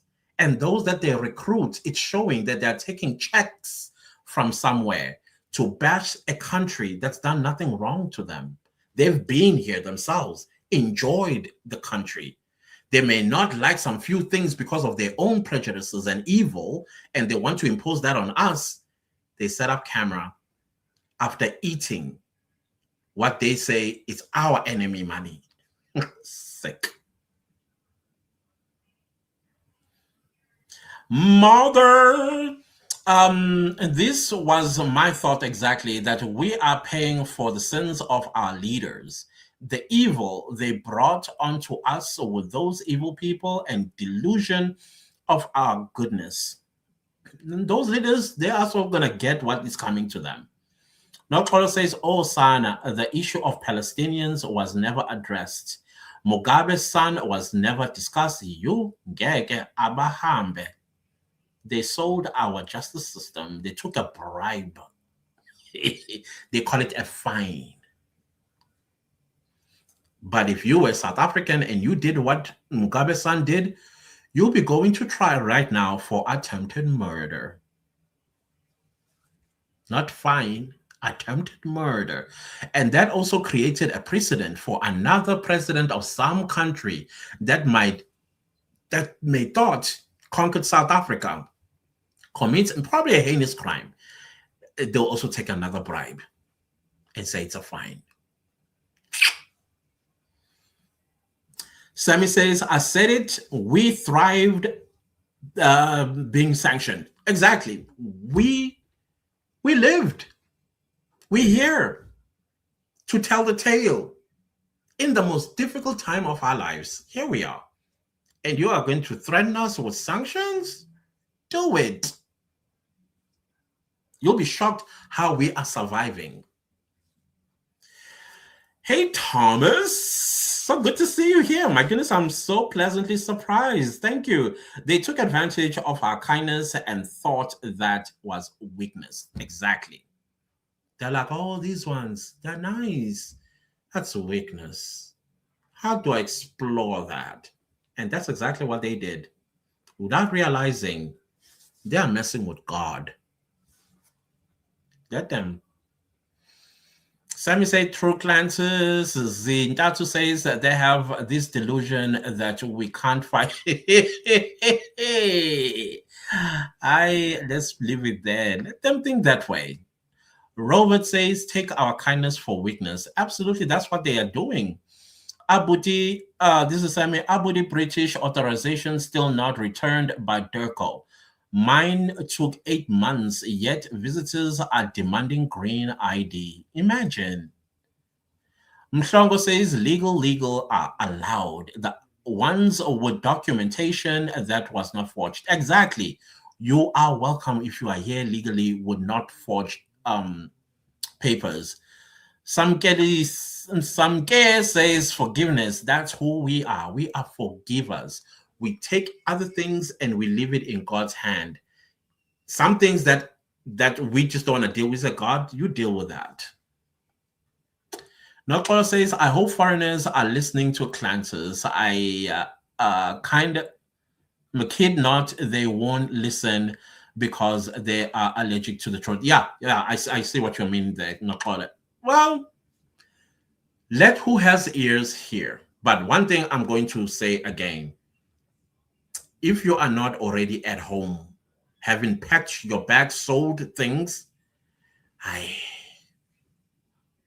have nothing else to say. Rebecca says, we don't care. We don't care.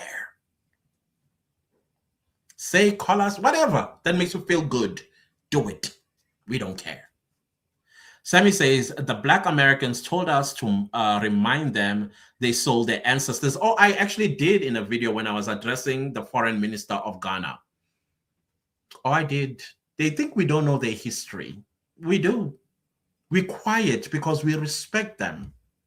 We don't bring a painful history and flash it on their faces, but they have the Nigerian history as well. It is horrible. You see, Tinubu, the president of Nigeria, his great, great, great, great, great, great mother, lady, whatever, Tinubu, she got rich from selling her own people to the transatlantic slave trade. She did. The very president of Nigeria currently, his foremother sold her own people. I think she was a chief of some sort in Nigeria. But we don't bring that up. We don't throw it on their faces. They think we don't know that history. We do. In fact, we know more atrocities that West Africa committed during the Atlantic that slave trade. We know more because we learn about these things in history. And I think I did share that in South Africa, we learned 4 history. In fact, it's 3, but there's this one that is learned on its own. That is South African history. That is African history, which includes even West Africa, North Africa. We know everything, guys. And then we also learn American history or global history. We know everything that you can ever imagine about World War I, World War II. We know everything about everything. Everything. And then the 4th one is Russian history. I don't know why Russian history was always separated from the global history that we were learning from high school, but we learned Russian history. So there's nothing you can tell us, nothing, but we are quiet. Why? Because some of these things are painful. And some of these things, these West African countries, they've tried their level best to bury that so that the world doesn't know that they once sold their own people.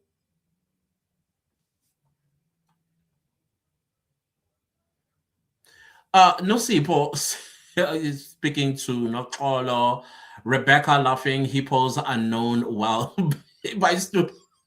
I was 5 years old when I was playing with my friends, and a hippo popped, and suddenly people just went. Me, I just bent my little body like this, and I remember a hippo drove like over me, because you know how high they are, right? So I guess the driver was quite careful that he doesn't run me over, like trample me. I just, because it was too late for me to run. I heard it go, its engines and everything that it had over me. And then I remember one white guy came and picked me up. He literally lifted me up, looked at me, and said something in Afrikaans. I think he was asking if I was okay, if I'm thinking, because he had a smile on his face. That's what I remember. And that thing, every time I saw it, my heart palpitates. Even when you watch Sarafina, that part where they begin to start shooting. Yeah, I remember all of that. Sammy says, we did. I missed those days. Oh, yeah, they were great. Where we went to town to buy our groceries. Now we have malls nearby, shopping centers. And I know all my friends, they are there. Don't go to their shops. Don't go to their warehouses or cash and carry. Don't go to them.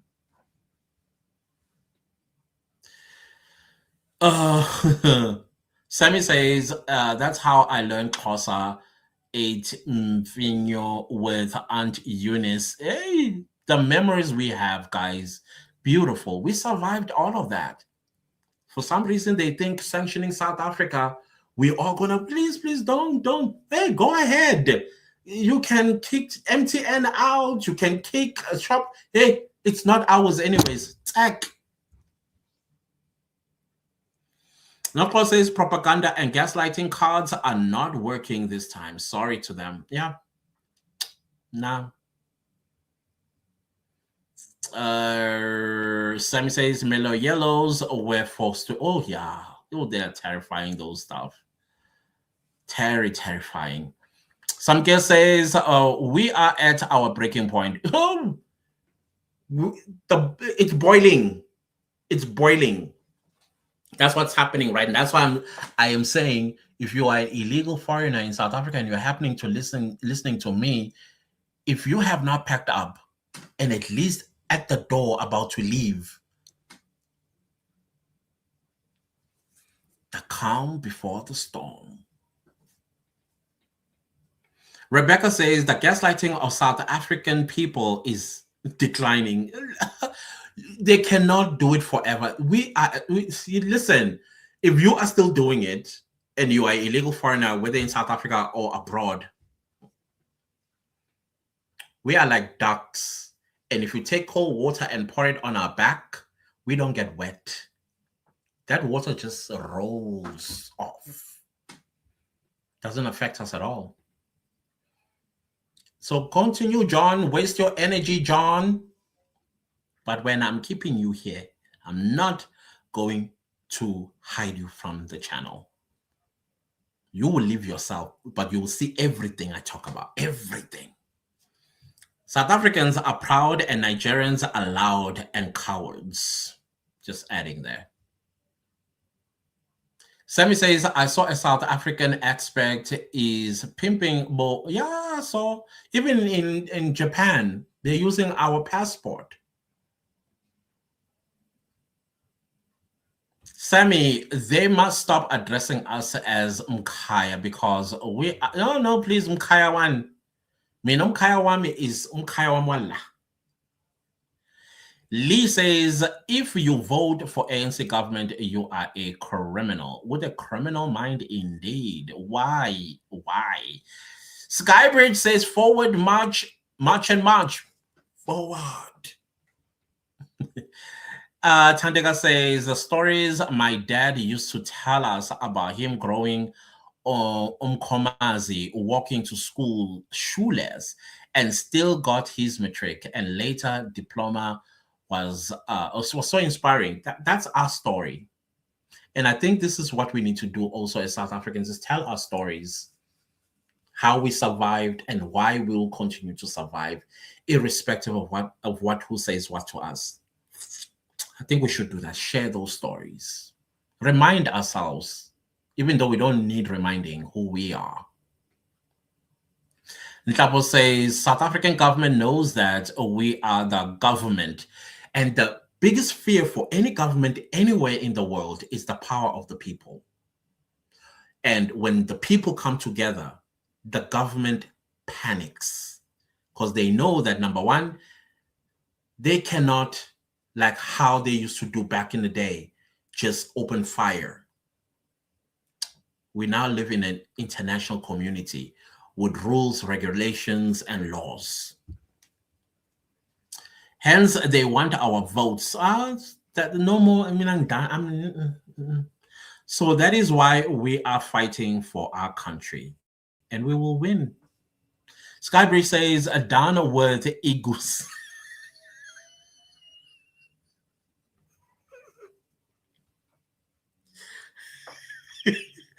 Down with Igusi, Julius Jollof, Catfish, my name.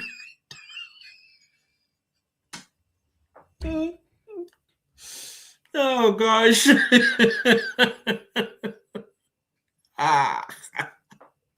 Sammy says Kasi was the location back in the day. We'd still snuck in and played together. And then when we felt hungry, we would go to the tuck shop at the corner and buy ikota. If it's not ikota, it's a. Remember how a loaf of bread would be cut into quarters or a half? You remember those days? So we'll go and we'll buy white liver. We would buy maybe fries and sit down with a half a loaf of bread, whether it's brown or white, and water, starch water. Remember those days? Oh, come on, guys. During apartheid, inside Pagati apartheid, and you want to sanction us and think we're going to feel the pinch, please. Guruman, what's happening? We are not doing all these to please no impress no one. We are doing for us and our children's sake. We will do dula and march till the end. period. Every person with a child always thinks about the future of that child and the generations after that. That's all we are doing, and there's nothing wrong with that. SA54C says, Clancy's funny. They come here and give us names like we are lazy and uneducated. Imagine telling a country where you came here, built by the lazy people. Interesting. Uneducated, we are ranked top 3 on the African continent, and they don't feature even in the top 10. Calling us uneducated, please. We got the best of the best schools, best of the best universities. We may have a little bit this and that we need to fix and tweak here and there, and we will be global best. You? What about y'all? Did you see Nigerian schools? Universities? Oh, sure. If they are not lazy and educated, why the hell are they here? Goodness gracious knows why. Because if you are all that intelligent and all educated, shouldn't you be using that to build your country? And then lazy, stupid people, they have created a country for you to run to. Why they don't use their education to fix their country? The Rock! What's up, The Rock? Brother Clancy's, God bless you, and South Africa. South Africa will prevail. Thank you so much. It's Black Americans like yourself, FBA like yourself, that very close to my heart. Thank you so much, The Rock. We highly appreciate your support. And we also are aware that many so-called Black Americans that are bashing South Africans, they are not FBA. They are West Africans that either grew up in America or they immigrated to America and then they acquired American accents. And now they have podcasts and YouTube channels, TikToks, and then they are bashing South Africans. They don't know that Black South Africans and Black Americans share a history. We had apartheid. Black Americans had Jim Crow. Spitting image of these two evil policies. And then they think when we listen to them, we are listening to Black Americans. No, we know very well. We know, and we can tell a Black American. Funny enough, South Africans, what is our problem? We can tell each other from anywhere in the world, and we also can tell who is an American, especially if you're Black. We can tell that you're a Black American. We can tell. We can tell. And we also can tell who is an African pretending to be an African American or a Black American. We can tell. So that is why you are not seeing us saying anything to them. Even though Africans set up their cameras and say, oh, Americans are bashing South Africa for xenophobia. And I'm like, have you turned a few pages of history of Black Americans and South Africans? Have you? No, you haven't. That's why you're speaking like that. Fezzi says, we had enough now. They must just leave Big Brother house. All of them are evicted. I like how you put it. I hope what Olani said is going to happen soon, that all spaza shops must be closed. Bazohamba, Noma Abatandi. Even if we will make sure it happens. I saw in Chabeli says, what if the shop is for refugees, Nantabantin? What war is there in their country? Refugees. Until when are they going to be refugees? There's no war in Somalia. There's no war in Ethiopia. Yes, there's unrest in the DRC. There's unrest in the Sudans. But what other wars are out there in Africa? Traoré is doing exactly what we are doing, but nobody is touching him. And they shouldn't touch him. Sammy says, Clancy's that they are part of nothing and we are trying to invite them to economic growth forums like G20. We have invited them since when the G20, when the G7 was a G8. South Africa gets invited and we will take Nigeria, back in the day when Thabo Mbeki and Olusegun Obasanjo, we would take him along with us. No gratitude. But we are not throwing that on their faces. Sammy says, Clancy's, they are, okay, I've read that. Preslin says, remember, the very same Nigerians are supporting Cape independence. That is to rub salt on us. I don't pay attention to that. Some of them even calling for apartheid to return so that we suffer. Again, they don't know how we lived inside. Killing some of us, yeah, it's painful when you lose somebody you love. But you know what we did? And we still took to the streets and made sure that the apartheid government never got rest. That's us. Notco says, South Africa, guys, go back and fix your countries. Period. Guys, what's so difficult to do that? Okay, let's see.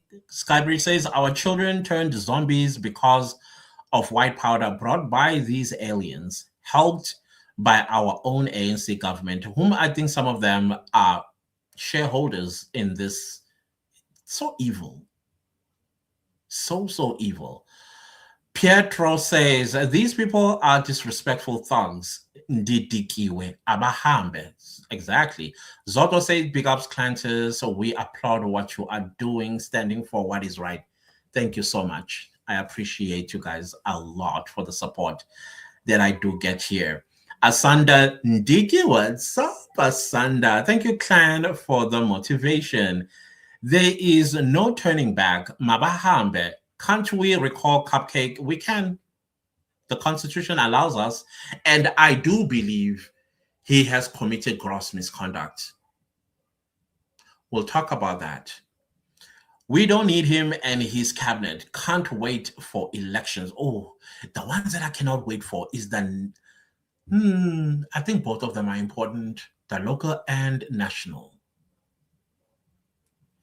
Guys, we must also accept that in a battle,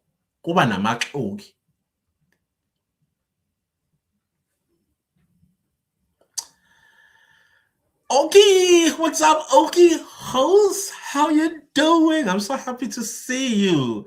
I love what you do, Clancers, and well done. You under 20 bucks. You can deport. I love it. Well done to them, indeed. Again, this is why they hate us. This is why they hate us, guys. We take everything, but we are here. We let our work speak for itself. That's us, South Africans. Black, white, Indian, coloreds, and South African Chinese.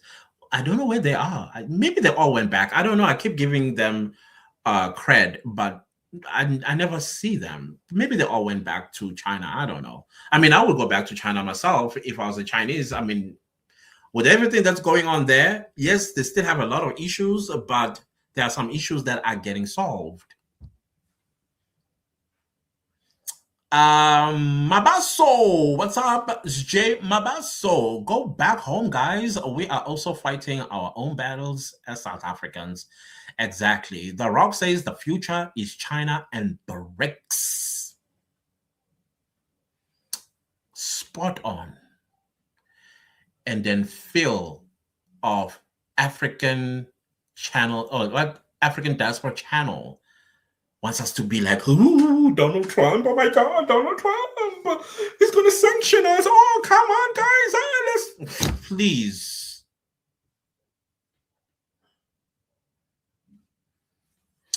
Tandega says, I heard Clancy's is trending and finally... I have never laughed so much in my entire life. And I'm grateful to those that see my point. I'm very grateful. But the rest, though, it's almost like you are in a mental hospital and people haven't taken their medication yet. And that nature. I was like, This is entertaining. Show me more.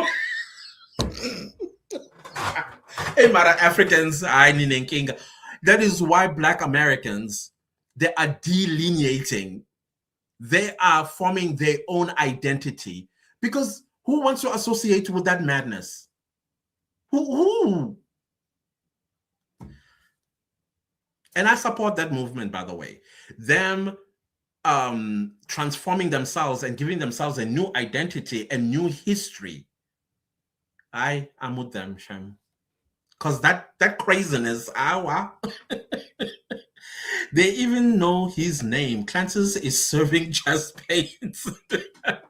And they shall be served some more. The more they spread misinformation, I will correct it. I don't care whether it's the president of Ghana or the president of Nigeria. I don't care even if it's Donald Trump. I will set the record straight. And on top of that, I will remind you your history. Every time I say Nelson Mandela, apartheid, I will come back and I will feed you your history, the one that you are hiding. I will feed it to you. Sammy says they are so cheeky. Yo, these people. Linda says, Mabahambe bonke. So-called legally documented foreigners must reapply to ascertain the validity of their documents. No more permanent citizenship for foreigners. Hey, we'll see what the white paper is going to, how it's going to be finalized. It's going to be interesting. Tandega. Sammy, Linda, true, there is fakery aware. Williams says, Williams, they are not cheeky. They dwellering.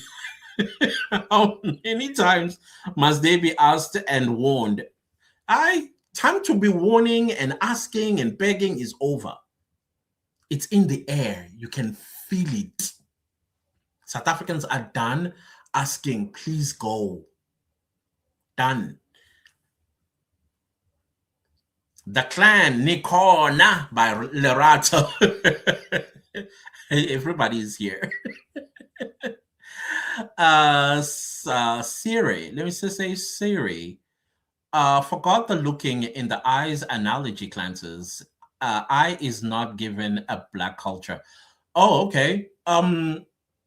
I hear you. I hear you. I want you to say, or maybe add on to what you're saying. Yeah, I hear you. Rati, where's Rati?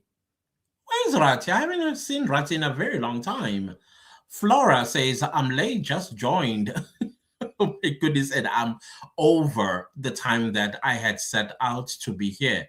I wanted to be here for just 30 minutes because I had something to do. I guess I'll see it a bit later.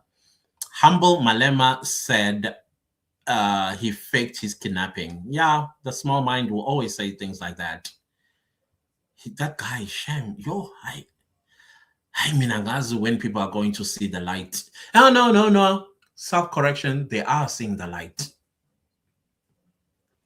Humble says Malema is something else.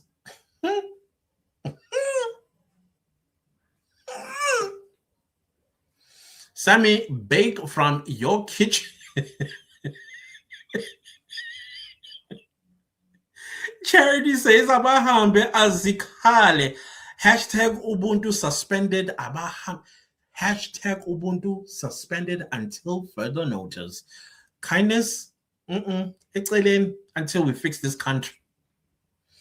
Grace says Mandela words, if ANC does to you what you did to the... Yeah, that's exactly what we are going to be doing in all the elections. All the elections.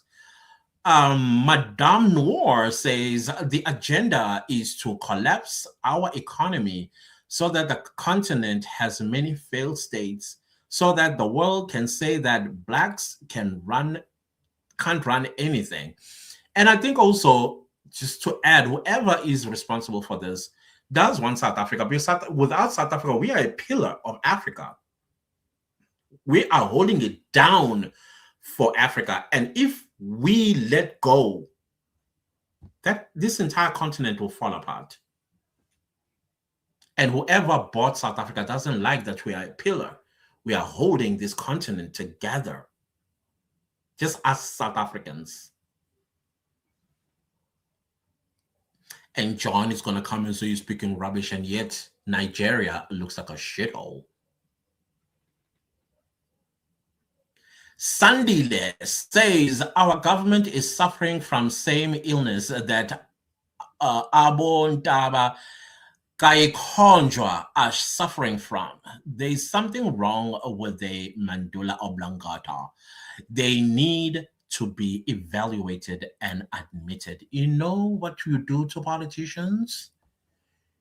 You abdicate them through the ballot paper and send them off to the streets.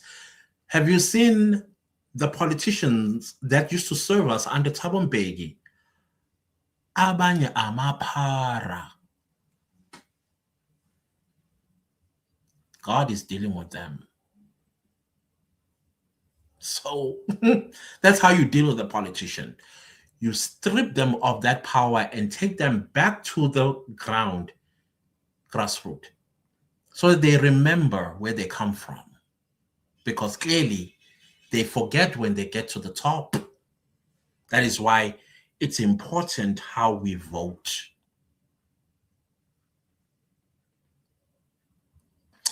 Lerato says we used to have community forums.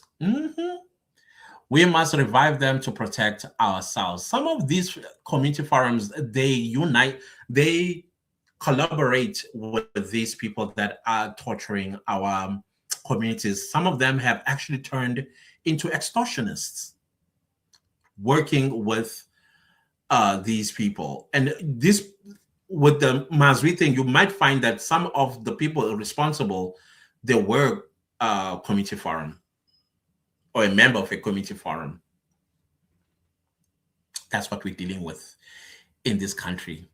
Okay, guys, I think I got to go. Let's see who I have not read the comment just yet. Where have you been? South African can anything from, yeah, we love money. Not all of us, though. There are some people, I think, because of poverty strickenness, the moment they see money, they go wild. They even lose their morals.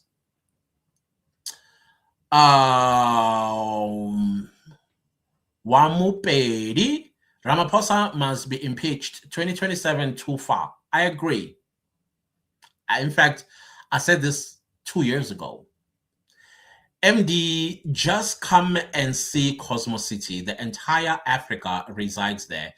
Just come and see the mess. And the police know exactly where to go to, but they won't. And they won't. Teach Mommy 01. Bonsoir, Clances. Bonsoir, Madame. Precious says, I can confirm even Namibia is so tired of Nigerians. Oh, these people, no country wants them anymore. No, and the part that really gets me, when they ask, what have we done? What have we done? What have we done? They're unreal. Mental hospital. Where are you when we need you? Monady says, today I got you. Welcome, and haven't seen you in a very long time. What's happening? Desmond says, Clancy, someone steals a valuable from you. Do you report them or go after them yourself? If you report the valuable gone, if you go after them yourself, you recover. Well, in as much as I don't trust the police, I still think that needs to be registered. At least it be on record. You have the case number, even when the case is closed, at least you got something. Versus when you do it yourself. Yeah. I have another thought, but let me keep it to myself, that one. Lerato says Nigeria is lying. They are trying to justify the illegal stay in South Africa, countries that help Angola, Zambia, and Tanzania, together with Cuba and Russia, don't claim. Yeah, including Sweden, I think Denmark and other European countries, the US, but Black Americans, who else helped? Yeah, they think we don't know all that. And they are not throwing it on our faces. Can you imagine? I would expect Angola and Zambia and Tanzania to throw this on our faces. We helped you during the apartheid and shut us up because they did. But some people somewhere, oi, oi, stop claiming. Monet says, has our boy spoke about what happened? I don't think he will just yet. I think we should also give him some time to recover. But definitely one day he is going to let us in what actually happened. Nicolette Shia says, hi, Clan. Hello, Nicolette Shia. How are you doing? Very interesting name. Unique. I like it. Lerato says, the Freedom Charter says the people shall govern. It's the opening sentence of the Freedom Charter. If, oh no, actually, well, it's somewhere there. Is it the opening? I think it's the opening sentence. If the ANC fails and it does not listen to our demands, we will govern. Amandla ayathathwa in Zulu culture. If somebody is either misusing the power or they don't know what to do with the power, it is taken. Of course, by taken, when it's not through a democratic process, but I believe in democracy. So that is why I believe in the power of the ballot paper. Monet says, has our boy, okay, I've seen that. Let's see who else haven't commented. Chosen, excuse me. Chosen King says, look into the Muslim Brotherhood, 100-year plan of one world government under Sharia law. Then you will understand why the borders are open. I know that at some point the religion of Islam will already, I think it occupies half of the earth. I'm talking, there are 8 billion of us, and 4 billion of those are already in the Islamic faith. And their goal is to swallow the entire earth with Islam under Sharia law. I am very much aware of that. John is a dark energy. He's the devil. Well, maybe that's not fair, but somewhere along those lines.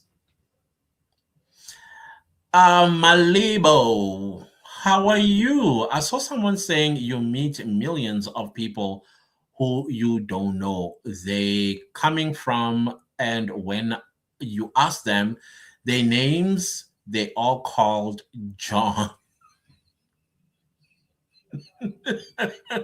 Yeah, even no, that was a John Doe. Oh yeah, most Johns that I know are males that buy ladies of the night. They call them Johns. The man will be called a John. Let us say John will have a heart attack because we are not going back. We don't care what foreigners say. Oh, he's learning. He's learning. Ndun Dlamini says John must like, subscribe, and share so that his brothers and sisters can see we want them out. Oh, he loves this channel. It's not the first time he has come here. Oh, every time he types, you have to ask yourself, did you have your medication today, John?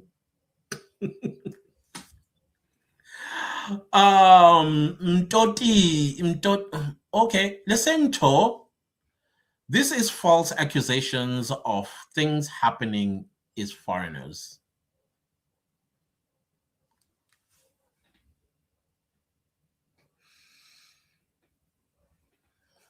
Anyways, you see what I'm talking about? Medication. Chosen says that a Muslim Brotherhood wants the Zulu nation to be enslaved. Oh, good luck with that.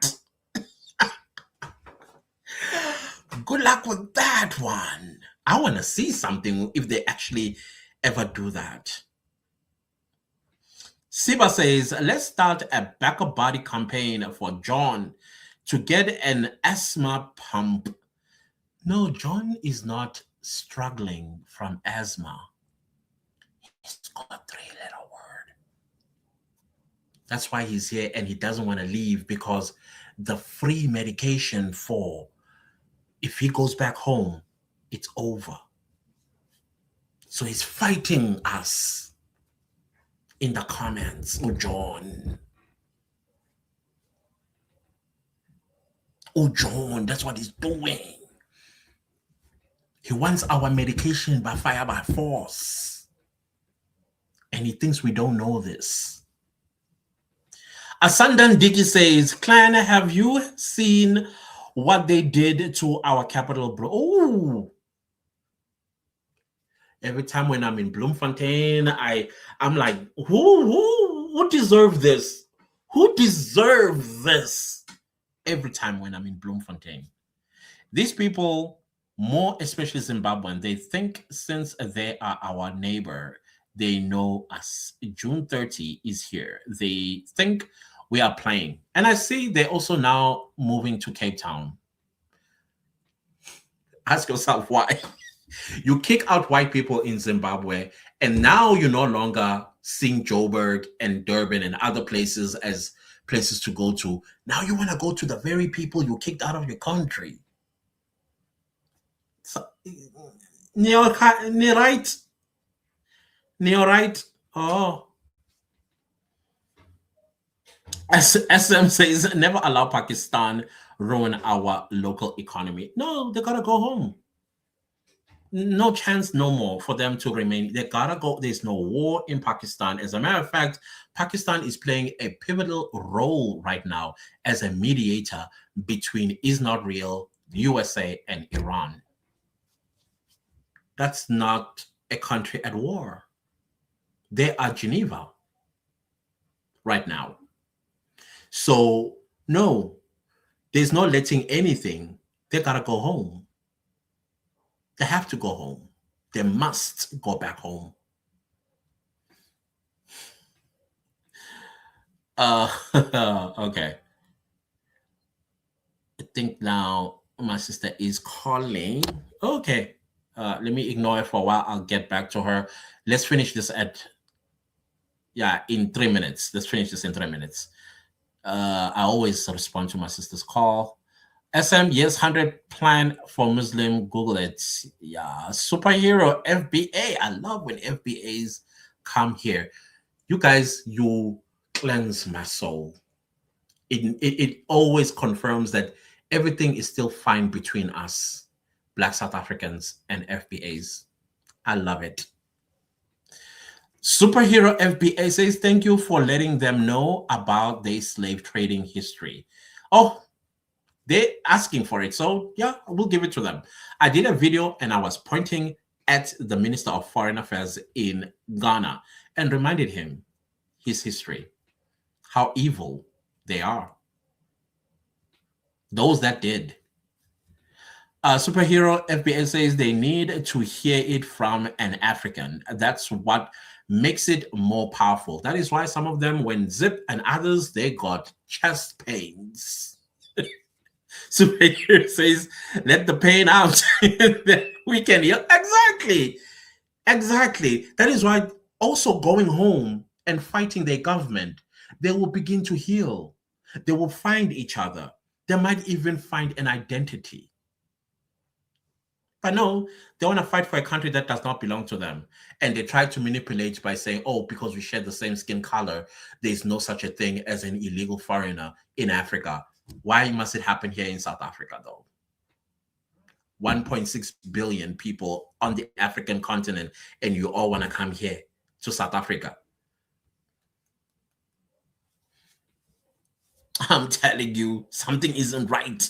Sonia, what's up, Sonia? Even white people can recognize they are not our own people. It doesn't take much. We are not stupid. Nicolasia says, but okay, it's a whole Zulu paragraph. Right now, my brain is fried as a coconut. So, Deborah says, what time our cousin Fidel Adams says he will cry Ngoba, our hero Mkwanazi, he has open cases against him. Why do they raid his house? He says he tear gassed us. We don't. I was laughing in that conference of his. I was cracked. I think I did not hear 90% of the things that you were saying because I was laughing. I think I was like, okay, what substance does he have? Anyways, our politicians. Superhero FBA says, I'm glad you exposed their West African history. We know more. We know more. Oh, we know more. Yes, about evil forests. Yeah, we know a lot. We know a lot, but we don't use it again.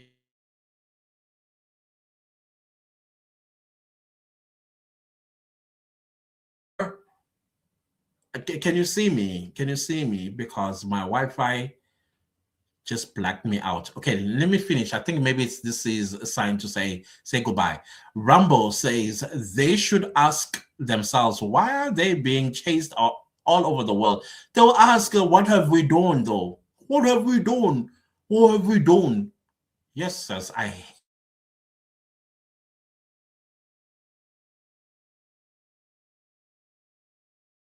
read your comment. I'm so sorry. Oh my goodness, who be this? Stella. What? Stella. Okay, Stefila. I'm so sorry. Stefila, thank you so much. Thank you, thank you, thank you. May you be abundantly blessed. I appreciate you. Thank you for this. We are exiting with a bang. Thank you so much. I appreciate you. Nufata says watching reaction to Gletz's video about MTN. Thank you so much. Thank you. Okay, I'm sorry, guys. I gotta go. My sister called now. I'm a bit concerned. What's happening? Okay, maybe I'm overreacting. I always do, anyways. Yeah, guys, thank you all so much. I appreciate every one of you for being here, and let's keep pressing the boot. Let's show them that we are South Africans, and our government listens to us. One thing about South Africans that the rest of the world needs to understand is that we get what we want. We do. So, anyways, with that said, I will see you next Sunday. Thank you to Secha, who reminded me that, hey, we need a live. Say thanks to Secha. And he's not here making me laugh like they always do. Okay, guys, much love from me. See you soon. See you in the videos, in the comments. I do read your comments, guys. Sometimes I am so busy that I can't respond to the comments. I'm not ignoring them, but I do read them. I try reading as much as I can. And sometimes I feel like if I just give a heart, it may look like I'm detaching from you. I want to engage you. So that time to do that, I don't have it, unfortunately. So please do not give up on me. All right. Thank you, guys. I love y'all. Goodbye. Ciao.